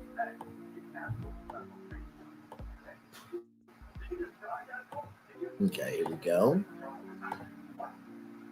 All right, let me play it. 3 simple circles, a quarter and 2 dimes, probably the most universal symbol ever created by man or mouse. What is it about Mickey Mouse? Mickey Mouse to me is light. There's like a lot of dark in the world, and he's hope.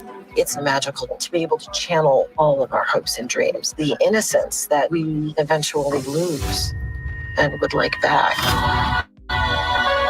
Never lose sight of one thing, that it was all started by a mouse. The story of Walt and Mickey wasn't just one continual success after success. It was stumble after stumble. Mickey Mouse started in the Roaring 20s, but almost immediately the Depression fell. You have groups saying we want Mickey to help get us through World War II. The American dream has suffered. Mickey is able to bring that back.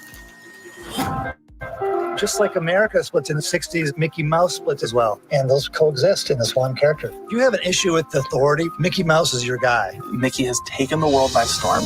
This is something otherworldly. He gets so big that he becomes this reflection of who we are. How is that even possible with this little mouse? What would a culture from another planet think of seeing Mickey on everything? They might say, take me to your leader, and it would be Mickey. He had become this divine figure that you didn't mess with. We began a process to bring Mickey forward. He's everywhere. Everywhere. Everywhere. It's overwhelming. Like, leave me alone. Oh, I'm like, oh no. Okay, let's do that again. Mickey is a thing we all share. There aren't many of those around. Almost 100 years later, after all the things that Mickey has been through, he's still here. We love him now. How crazy is that? That's a little absurd. You've always been my best friend. Streaming only on Disney Plus. And I gotta tell you something. It's an amazing, amazing documentary. So if you have Disney Plus, please go stream that. Of course, after Virtual Tour Live. There's another character that you guys may not know, and his name is Oswald the Lucky Rabbit. Oswald the Lucky Rabbit. He was the first character from Walt Disney. And let's see here. I'm trying to see if there's a way to bring Oswald here.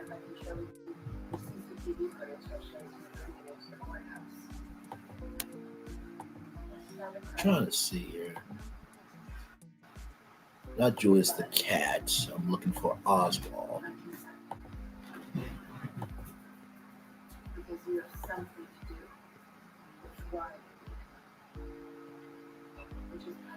Okay. So here's something. One thing pretty. I know. Okay, y'all seeing it. Okay. Yes, he is the rabbit with the cane. I'm going to play this now. Global has helped me with is having the flexibility to go to school full time.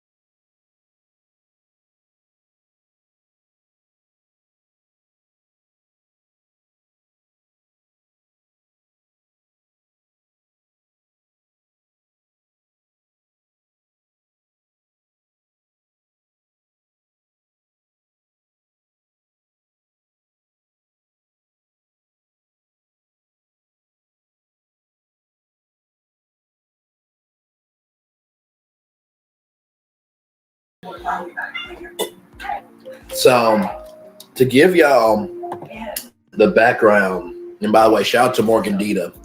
To give y'all background, Oswald the Lucky Rabbit. Don't look at him. He was the first character of Walt Disney, and there was a person named Fuck me, I guess. She's your girlfriend now. what the hell? She keeps looking at you clearly. Looking at you like you're gonna do something. I'm just over here eating chicken parmesan all Over live. there. So he was the first character for Walt Disney, and there was a so you saw in the cartoon that it was a contract, and that contract was made up with Charles Mintz. Charles Mintz worked with a woman. Let me see here. Let me see Oswald, because I want to get this story right, because he really did not have a lot here. So basically, let's see here. Because of cost and theater restrictions, Disney and his chief animator Ub Iwerks decided to end their work on Alice's comedies and Julius the Cat. The success of the first Oswald cartoon, Poor Papa, was rejected by Universal Studio heads for its poor quality and the sloppiness and age of Oswald.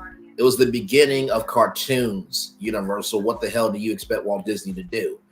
But anyway, Disney, together with Iwerks, decided to create a second cartoon called Trolley Troubles, featuring a younger, neater Oswald. So then the success of the Oswald series allowed the Disney studio to grow to a staff of nearly 20. Walt Disney's weekly salary from the series was $100, while Roy Disney, his brother, who did the financing for the studio, was $65. The Disney brothers earned $500 per Oswald short and split the year in profits, with Walt receiving $60 which is $5,361, with Rory receiving 40%, $3,574. With income gained from the Oswald series, Walter and Roy purchased 10 acres of land in the desert. They also invested in an oil drilling venture. iWorks also invested his income into several stone mills to crush paint pigment that he used to make the paint formulas that were utilized by animators for decades. So you're probably wondering, okay, Bray, this is all great, but how did Oswald get out of Walt Disney's control? Well, in February 1928, Disney traveled to New York City in hopes of negotiating a more profitable contract with his producer, Charles Mintz. But as economic problems were apparent at the time, Mintz suggested Disney should sell for a 20% cut. Although large turnarounds were promised, the studio's finances showed considerable growth, while most of his fellow animators left for Mintz's studio. That's right, Charles Mintz was working behind Walt Disney's back to take his animators from him. Disney decided to quit working on the Oswald cartoons. So because Walt Disney did take the deal, and because there was things in the contract, he lost Oswald. And then of course that's where Mickey Mouse came to be. So Universal takes control. And I'm trying to think, because Charles Mintz was married to a young lady.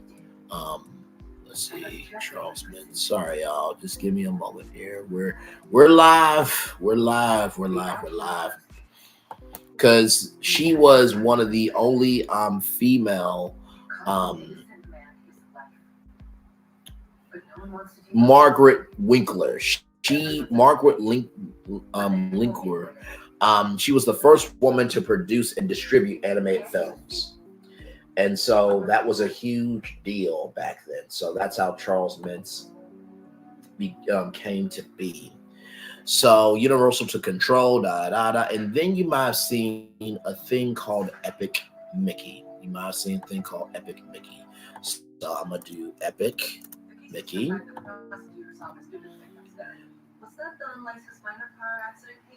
And give credit to Slay Cap here.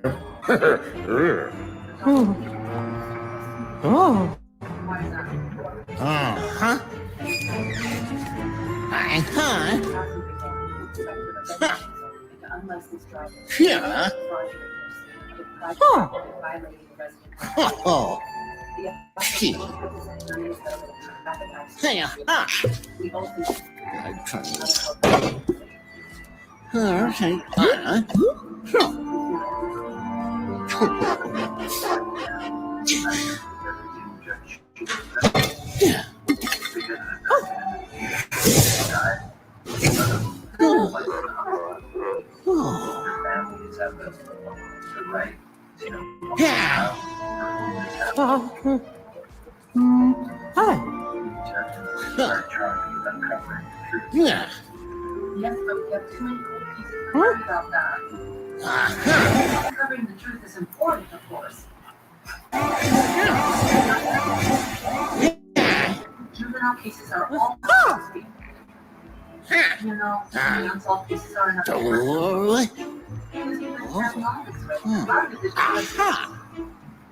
waste time trivial cases. Okay, that's it.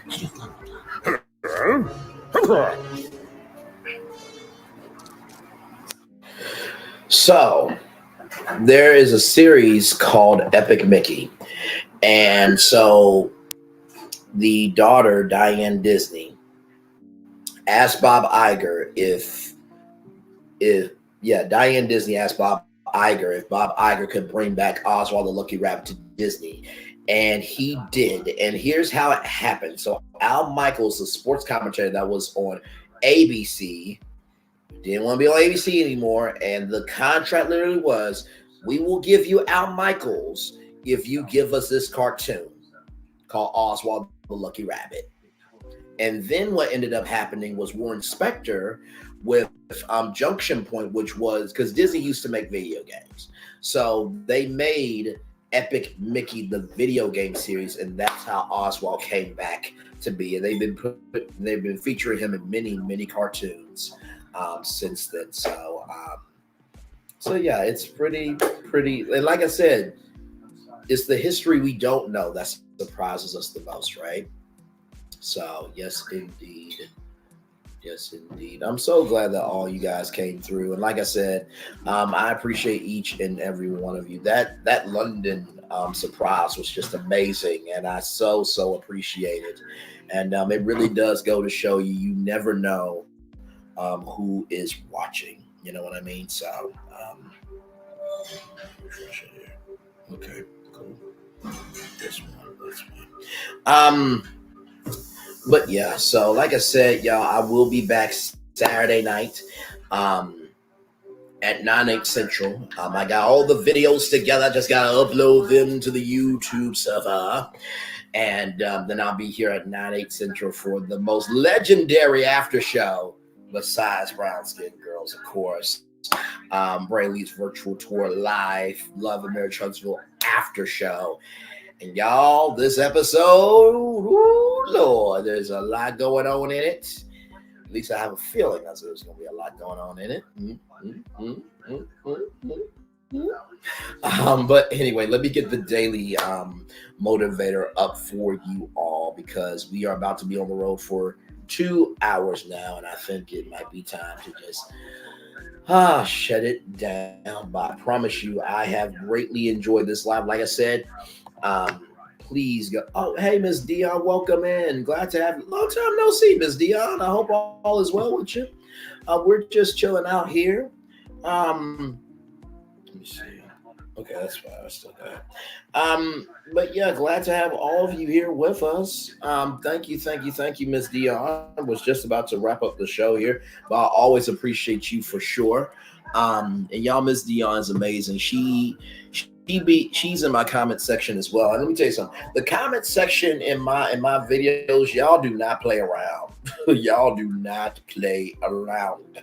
Do you hear me? I love each and every one of you for sure. I know there's plenty of people going live right now. Another phone call from prison.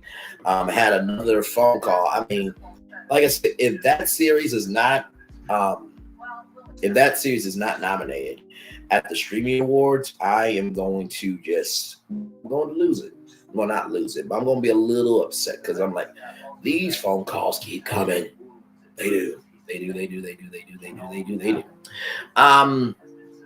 yeah, let me get the daily motivator up for you all as we get ready to wrap it up here. I appreciate you all so much. I try to give y'all at least the full show. It says, truth hurts, not the searching after, the running from. Ooh, I'm going to read that 2 more times, because there's a lot of people that need to hear that. The truth hurts, not from the searching after, the running from. Truth hurts, not the searching after, the running from. It's time for the daily motivator for Friday, October 20th, 2023. Focus and curiosity. Use your curiosity to gather knowledge and experiences. Employ your focus and to weave together, expand upon, and make purposeful use of what your curiosity brings to your awareness. Settling curiosity aside for a while to achieve better focus does not necessarily mean you're renouncing your curiosity. You're actually using your focus to make good use of what your curiosity has presented to you. A similar dynamic is at work when you let go of your focus in order to indulge your curiosity. You are not permanently abandoning focus, but instead you are finding new and compelling subjects to focus upon. Focus and curiosity benefit. The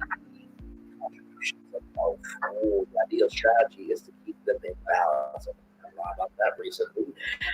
Keep that in mind when you want to break away from your focus towards something.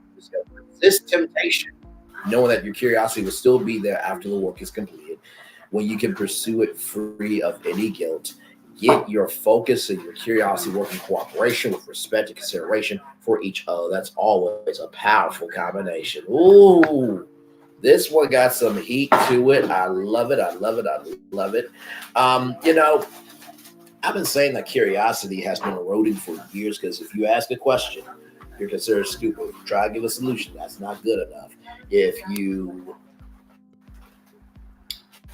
If you have experiences in your past, people tell you to get over it. And it's just, what society are we living in that we say we want a forward-thinking society, but yet we want to be comfortable? It doesn't make any sense to me. Number two, focus. The power of focus is only as powerful as you give to it, and it is only as dormant as you do not invest in it. And so I think sometimes we focus on things that don't really need to matter, and we let feelings get in the way. We let hurt stay, and at the end of the day, I think we don't allow ourselves to move on because we want to be right instead of being happy. There's so many right fighters, but nobody just will say, hey, you know what? At the end of the day, it's over. It's done with. I can care less about it. I don't care about the history that hurts us or that has hurt us, but I do care about the history that can help us be better. And finally, at the end of the day, allow yourself to know that however old you are, that is however old you are of all the focus and curiosity that's in you. Don't let your age be in your toolbox rusting away. But also remember, your focus and your curiosity can be a powerful tool or a dangerous weapon. So with that being said, it's time for the best outro. Thank you so much, Miss P. Williams. It's time for the best outro on YouTube. If I do say so myself, I hope you guys enjoyed it. Now, listen.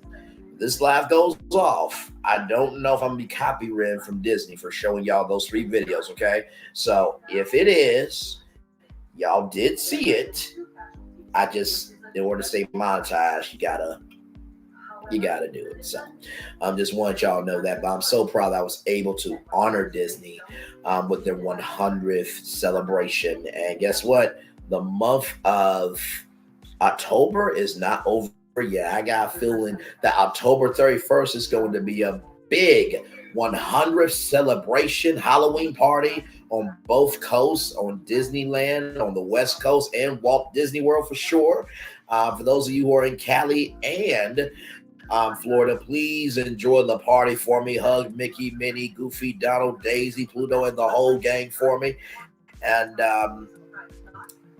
if anything, just have a good time with each other, love on each other, embrace each other.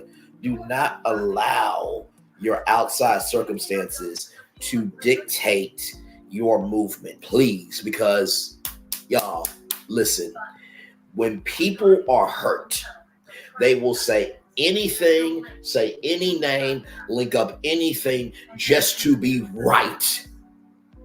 But let me ask you something. Everybody that's had a bad day, including myself, when you've waken up in the morning, do you give 2 damns about it, yes or no? If you don't give a damn about it, why are you giving a damn about it? I'm disappointed with his statement. What do you mean, Miss Dion? What do you mean? You mean with my statement? No, I'm just saying perspective is everything. And yes, everything's in the eye of the beholder, but also too, sometimes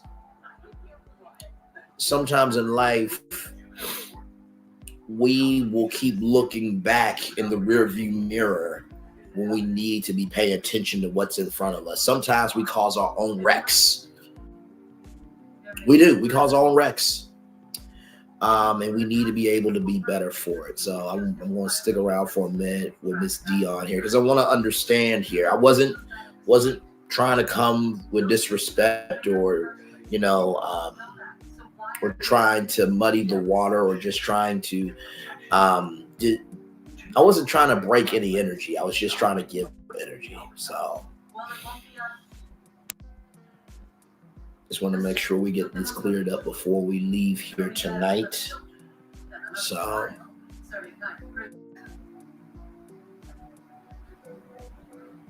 hello, third person. Welcome in. Glad to have you here. I'm just waiting for Miss Dion here because are you saying that you're disappointed with Ralph Morris' statement or my statement?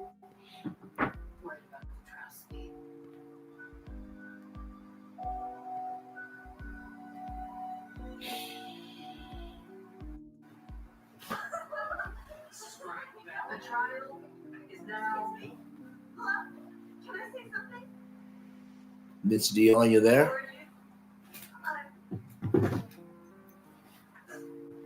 All right, I'm gonna give it a few more minutes and then I'm gonna head off here. I just wanted to make sure that we were cleared up. And here's something, y'all. I will always be willing to come to the conversation to be a solution, but you also have to come to the conversation as a solution as well. Oh, okay. Come on up. Oh no, you gotta connect your camera. Okay, wait a minute, Miss Dion. It says that you need to connect your camera and your microphone. So when you came up, you have to click yes. Click yes for your to approve your camera and microphone, because it's saying on my end that your devices are not connected. Thank you, Miss P. Williams. Love you as always. Thank you. Miss Dion, I'll give you a moment to connect your devices here, because I really do want to make sure that we are crystal clear here. I am only sowing in, giving, and trying to distribute love. That's all we do around here. Now we shade a little bit. We have a little fun. We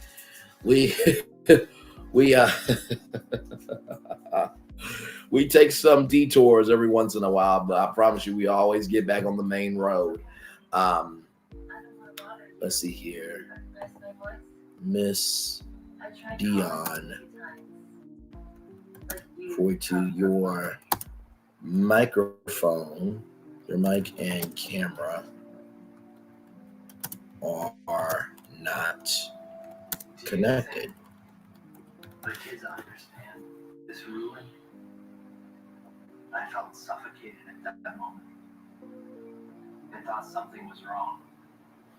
Because you're in studio right now, but I can't bring you. Okay, all good. I'll wait. They were cheering. I'm willing to hear. I'm willing to hear you out. And like I said, it's okay to be wrong, just as long as you are open to evolving. You know what I mean? Because everybody's been wrong before, including me. I will gladly admit it. So yeah. Package here.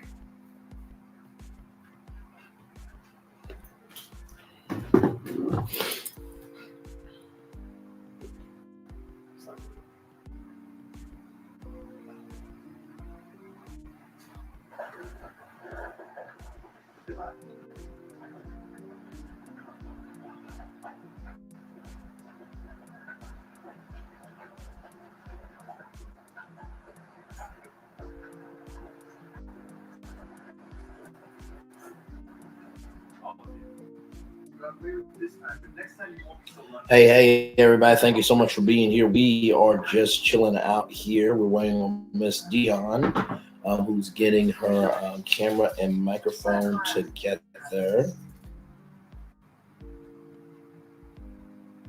Because we're just trying to clear up a little, bit of Kool-Aid, everybody. Just trying to figure out. Oh, no, Miss Dion, I want to hear from you. If you can get your devices connected, I want to hear from you. Because at the end of the day, I'm all about peace too. That's why I'm taking time out to do this right now. I truly believe that at the end of the day, we will never be able to rise to the higher that's waiting if we always keep going to the lower that's available, because it's an option. And, you know, I came up with that quote because of Tyler Perry's book, Higher is Waiting. So if you really are about going to the higher that's waiting for you, that is a decision. The lower that's available, you're making a choice to go lower. So that's why I'm taking time out right now to just wait for Miss Dion to come on up here, because I am about correcting the record, setting the record straight, and also moving forward with a new record where possibilities can be open and we can all invest in each other for the good. So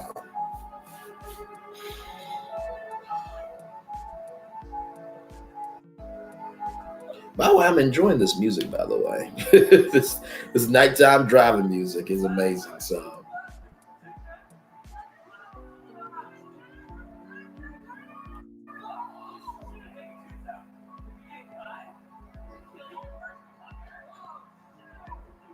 oh, oh. All right, there we go. Hey, Miss Dion, welcome in, Queen. How are you? I'm good. Hey, Braylon. It's so nice to Hey. join your live. I'm new to YouTube. I only been on live 3 times. I'm always in the bushes. But listen, I love Kanye, but what you're saying is so true. And I'm kind of like disappointed with his statements because and I know when his mother died, he's Sure. he is so talented, but right now Yes. I just don't understand what he's doing.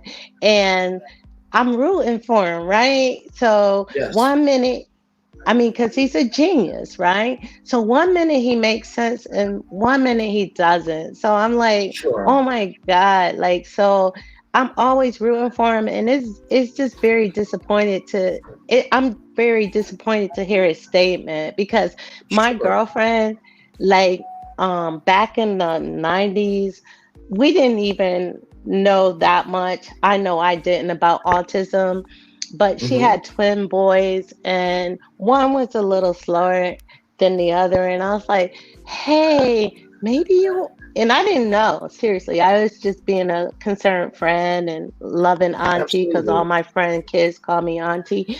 So I was like, Sure. well, maybe. I said, you need to ask the doctor about this, right? And he was diagnosed with autism. And he's such an amazing person. Like they're like almost geniuses, right? But Yes, they indeed. like everything in order. And you know what? God picked her because she is such an amazing mom. So for him to say that without being diagnosed, come on, like you're loved by so many, regardless of what you do. And I hold people accountable. So when he's crazy, I'll be like, I'm not listening to him. He's crazy. I Mm-hmm. don't know what's wrong with him. But when I see him come back, I'm like rooting for him because I know he had a traumatic experience. His mother died. Absolutely, he And did. yeah, so he has not been the same since then. So I acknowledge that. And I had a few deaths of my own. And, we pushed through Melody. Thank you. But, we just do that. I'm much older than Melody's, but, I'm a millimeter. So I'll shout her out every chance I get. And I'm proud of that because I'm proud of her. But, I was very disappointed with his statement because it's serious. Absolutely. A lot of people are experiencing this and more so than others. I don't know if it's now that we know the symptoms that we're now diagnosing it, but like Facts. a girl who is like my sister, she had not only did, and she called me auntie, not only did she have one, but she turned around and had two. And I remember writing her a note because, like I said, I was new to all of it when I told my other friend, right? And then she comes along, she's my niece, so this is years later. Well, Mm-hmm. when you're so close, you call each other family. So you understand that, right? So Absolutely, I do. it's so personal to me because more and more of people are telling me that their kid has some form of autism and they're very intelligent people, but they like order, right? So, Mm-hmm. and for him to say that without being diagnosed, I'm not appreciating that, right? Not right now. And I'm Mm-hmm. Well, Miss holding him Dion, accountable. absolutely, as we all should. And Miss Dion, I just want to say, you have done 3 times the effort of others who have not done any effort for coming on live. It takes a lot of confidence to come on live, and also too, I appreciate the context because I'm like, wait a minute. I mean the Daily Mo Fair as a good thing at the end, but I'm so glad that you came up here and gave context and listened to all new content creators. This is what communication really has the power to do. That I could have ended it, but at the end of the day, The only way to move forward is to communicate. If you want to be comfortable, you can be selfish, but I promise you, you will only stagnate where you are based on your unwillingness to be open. Well, here's the thing, right? Like I love all the, the TV shows and whatever, but you've been hitting on some real, and that's reality as much as it can be reality. But Yes. also, I am so interested in so many other things, and I don't get a chance to show up all the time because honestly, like I do live, right? So you can't be Of tied to your course, as we phone all should. all the Yes. time. So it's not like I love one more than the other, and I don't follow a lot of people, and that's just what it is. I don't feel a need to explain. I just vibe with my tribe. So you've Absolutely. been I've been seeing a lot of like when you be putting out stuff, you've been putting out stuff, and I'm like, oh man, I like that subject, you know what I mean? But I might miss it, and I'm like, oh man, I Sure. missed it. And I want to show you support because we support your auntie, and that's my girl. Like I enjoy her immensely, and I got to She is a know you legend. through. Yes, Oops, sorry. I am so sorry. Oh, my bad. I'm so sorry. I'm so sorry. I was trying to clean something off of my pad. Go right ahead. You were talking about Tea Talk and how you learned her through me. yes, I'm so sorry. yeah. Well, I didn't learn her through you. Because you're family, I got to know you really because I used to hear you on Queen Sheba, and that's my other queen. You know what I'm saying? Yes, But indeed. Legend as well. Yes. exactly, I just buy with my tribe, and I don't have no problem with anybody, even if they fall short. I just like Amen. peace, right? I do. Yes. And so I might not get involved in the chat. I still support you. I may not agree with everything you do, but I'm pushing for you because that's just who I am. Thank you.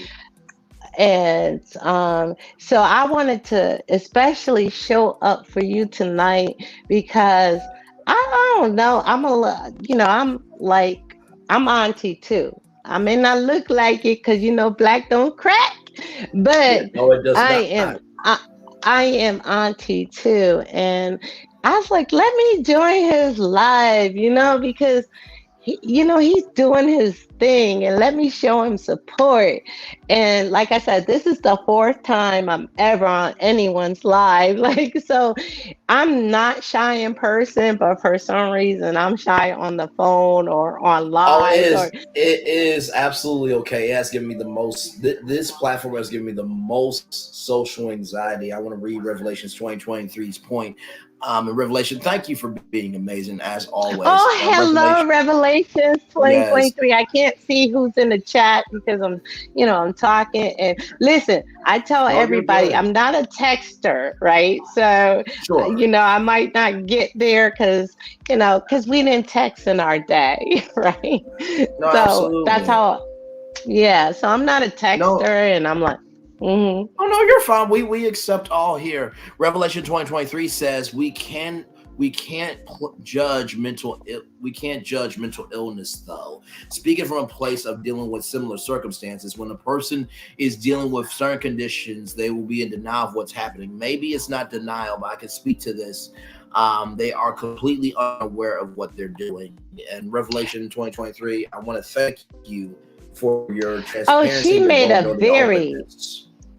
she made a very important part. You know what I'm saying? Absolutely. And the thing about it is like it's such a gray area right now because it's okay not to be okay. Because I have That a part. brother like at I don't know. I think somebody put something in his drink because at 42, they diagnosed him as schizophrenic. But that's a whole different story. So I understand what Sure. she just said, and I received that. It's just that, and I know it's about acceptance. Maybe he haven't accepted that. So I Sure. I appreciate her for like bringing that forth. But Absolutely.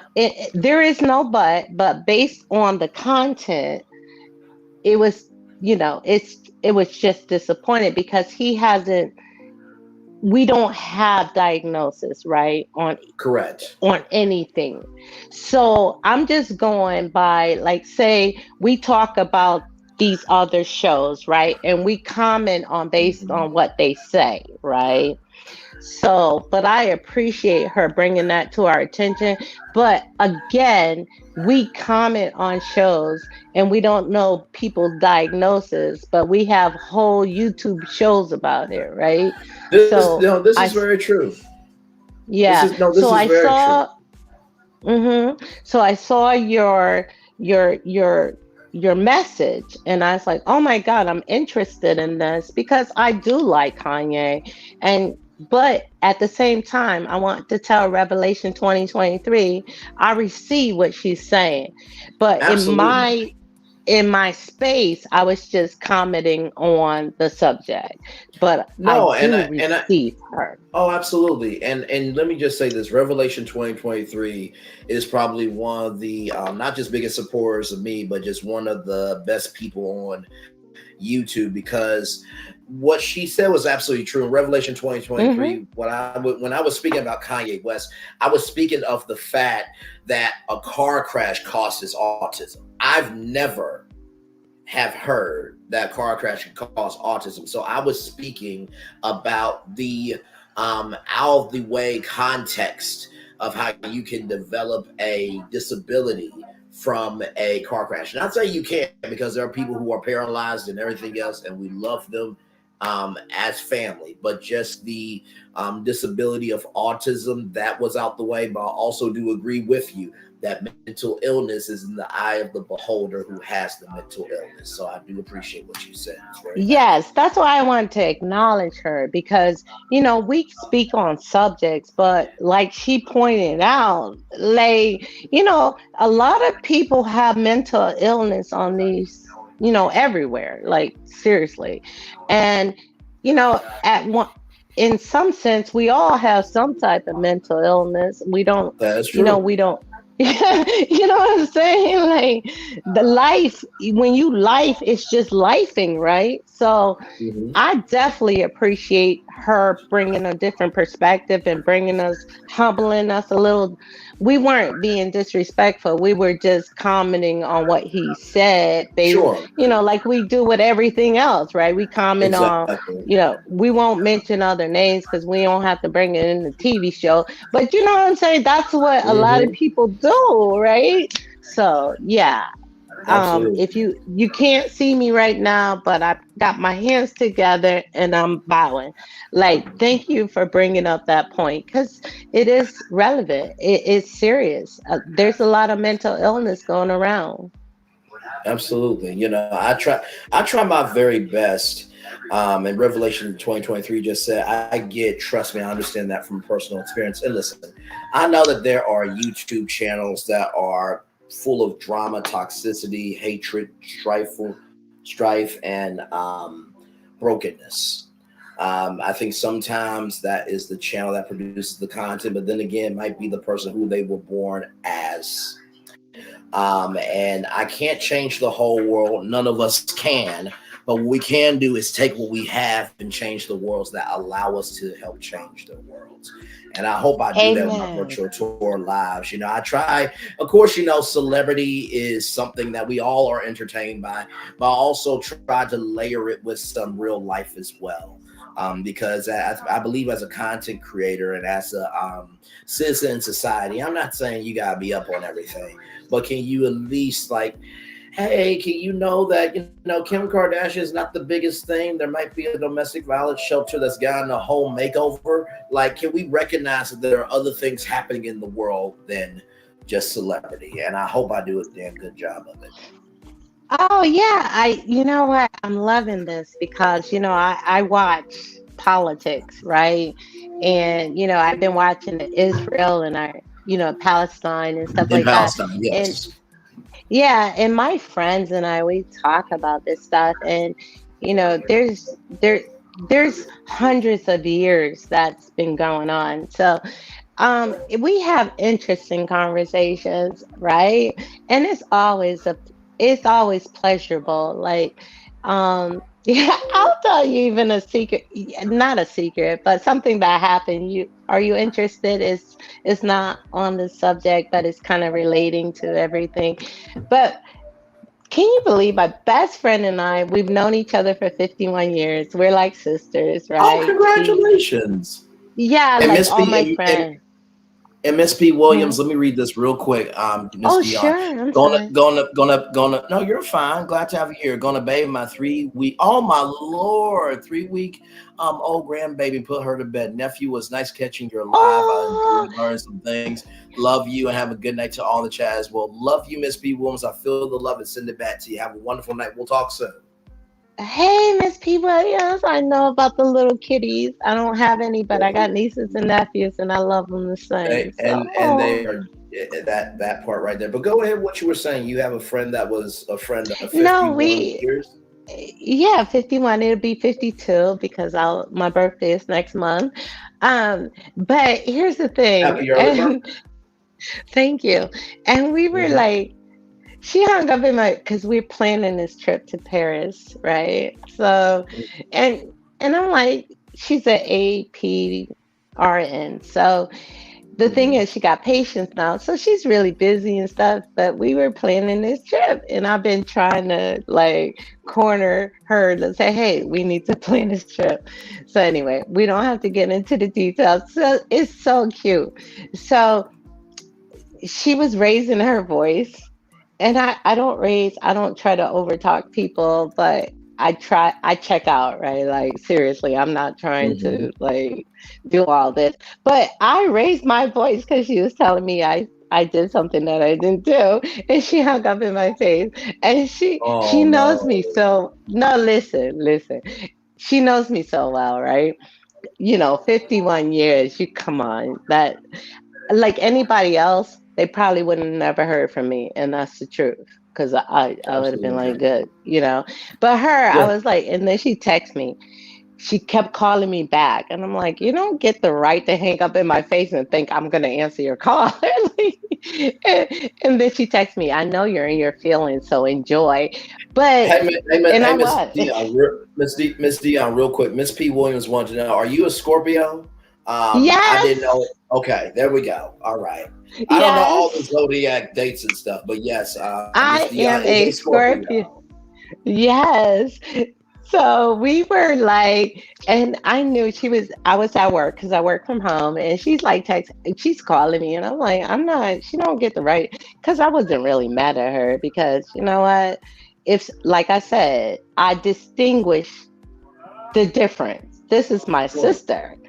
Hell, she took care of my mother when my mother was in a emergency room. So, you know. Absolutely.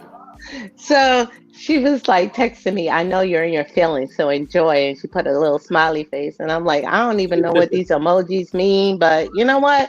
She don't get the right. I'm gonna have to teach her a lesson. So I Absolutely. was I was listening to a star, and it's very controversial right now, but I understand it because some of us, we get to this point where it's easy to judge another person, but because they're a celebrity, but life happens, right? So there's just a certain part of yourself that you're going to share, just like everyone else. Whether you're a Mhm. celebrity or not, you don't go telling your business or, expressing your feelings to everybody. So Correct. anyway, I was listening to her, and she's real deep, and she's been under fire lately. But when I heard her story, and she's with one of my guys, Jay Shetty, shout out to Mhm. him because I love Yes, indeed. listening to him because he makes sense. Um, I said, let me text my friend. So I text her. I said, sorry. I said, sorry, sis, I couldn't talk to you. I needed time to regroup. I said, Sure. I don't care about Paris, but what I do know is that I love and care about you. That's it. Talk to you soon. So, Yep. you know, That is and she good. was, yeah. So she called, she said, I love you too. And I said, now we're acting like those 9-year-olds. For She sure. said, you're my sis. If we can't get through this, then we're not really sisters. I Absolutely. said, I Well, knew we Miss were going to Dion, get through it. Hmm. no, for sure. Well, Miss Dion, I so love, value, and appreciate you. and keep being yourself, and just enjoy YouTube. Be careful where you go, but most of all, protect your space. Understand? Yeah, well, I was new to it, and I know here's what I'm gonna say. I love all people, but I don't love all content. That's understandable. So I may not like your content, but I'll still, I'm not gonna unsubscribe or anything like that. And I want you to win, right? But at the Absolutely. same time, like you said, I gotta protect my peace. Yep. And you never know. Like, I'm fun. I love to laugh. And I like to get into things, but I don't like to get into things that I'm not supposed to be involved in. So Right.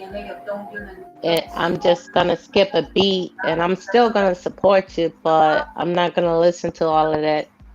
I'm just not. Mhm. Because if it's Absolutely. not love and light, then I'm out. Because you know what? We all got our stuff to deal with, right? And Amen. we come up, we show up for people, but we got limits, because the reason why there's a mental health issue, and I don't know if you're into politics, but when we had this thing in the office, man, it changed the whole world. It's good. There's remnants of it. People, like, I ain't even recognize people. Like, what the heck is going on? And when life is too short for that. We're on our journey. We need to come here and make a difference. And if you're not making a difference, then I'm always gonna pray for you. I'm gonna, take God, take over this. This is too big for me. I'm not, and Absolutely.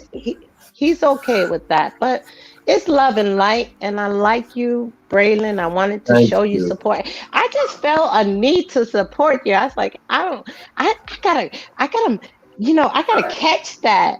And like I said,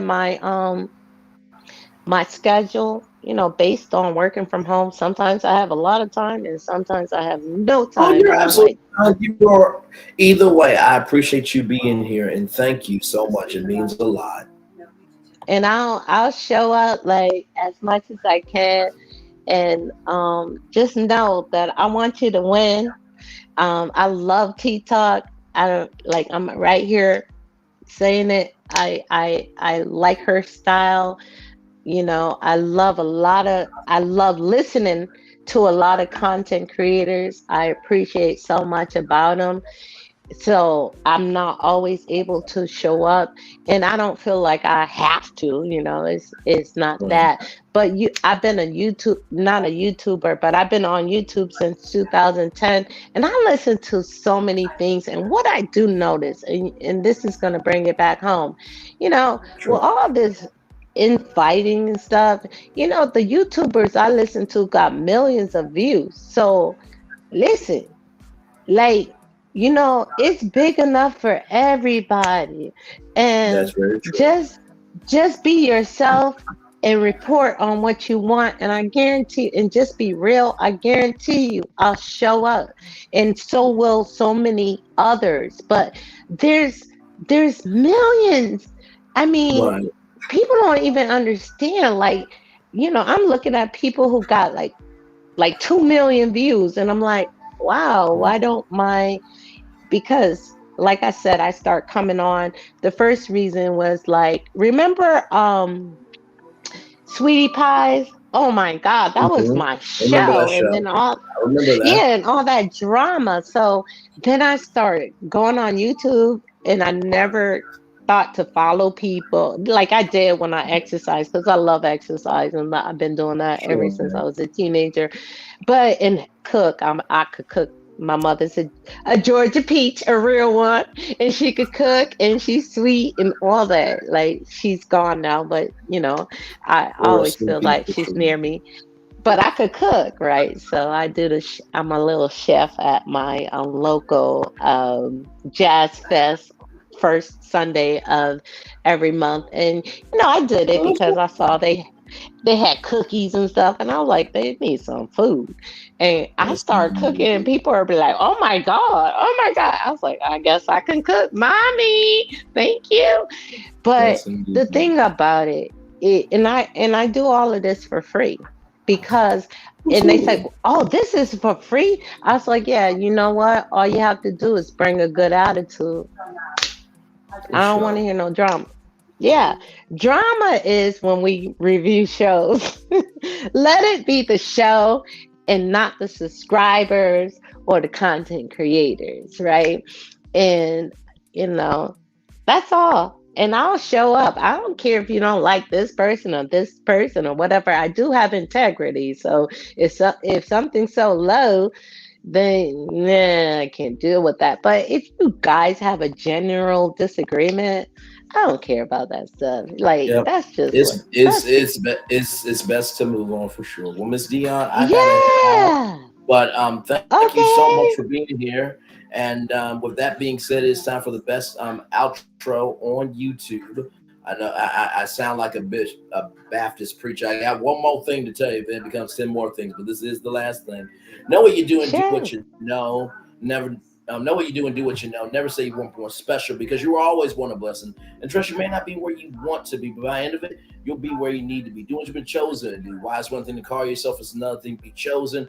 One love, much love, all love. I have spent time with you. You have spent time with me. Hopefully, by spending time together, we'll rise up to be great together. Always remember where you're doing radio, television, YouTube, live your best life, or just recognizing that we all have the power to move on and move up, or to not move on and fall down. Make sure the replay is not just where for you to watch it, not just where for you to listen to it, but for you want to experience it again. Thank you all for being here. Ms. Dion, love you. I'm going to remove you from the stage now. But love you very much. All right. Love you too. Amen. To everything you put out there. Thank you so much. Talk to you soon, Queen. All right. Thank you. Great show. All right. Bye-bye. Bye-bye. All right, y'all. Enjoy the fireworks. This is your moment to release whatever emotions you have felt of today. Have a wonderful week. I'll see you back here. Oh, no. Revelation. No. Revelation. I wanted to say your personal perspective, because I really believe it was needed. It was just a car crash thing. I'm like, what the hell? A car crash? So, but no, let me type that in right now. REVEL Revelation.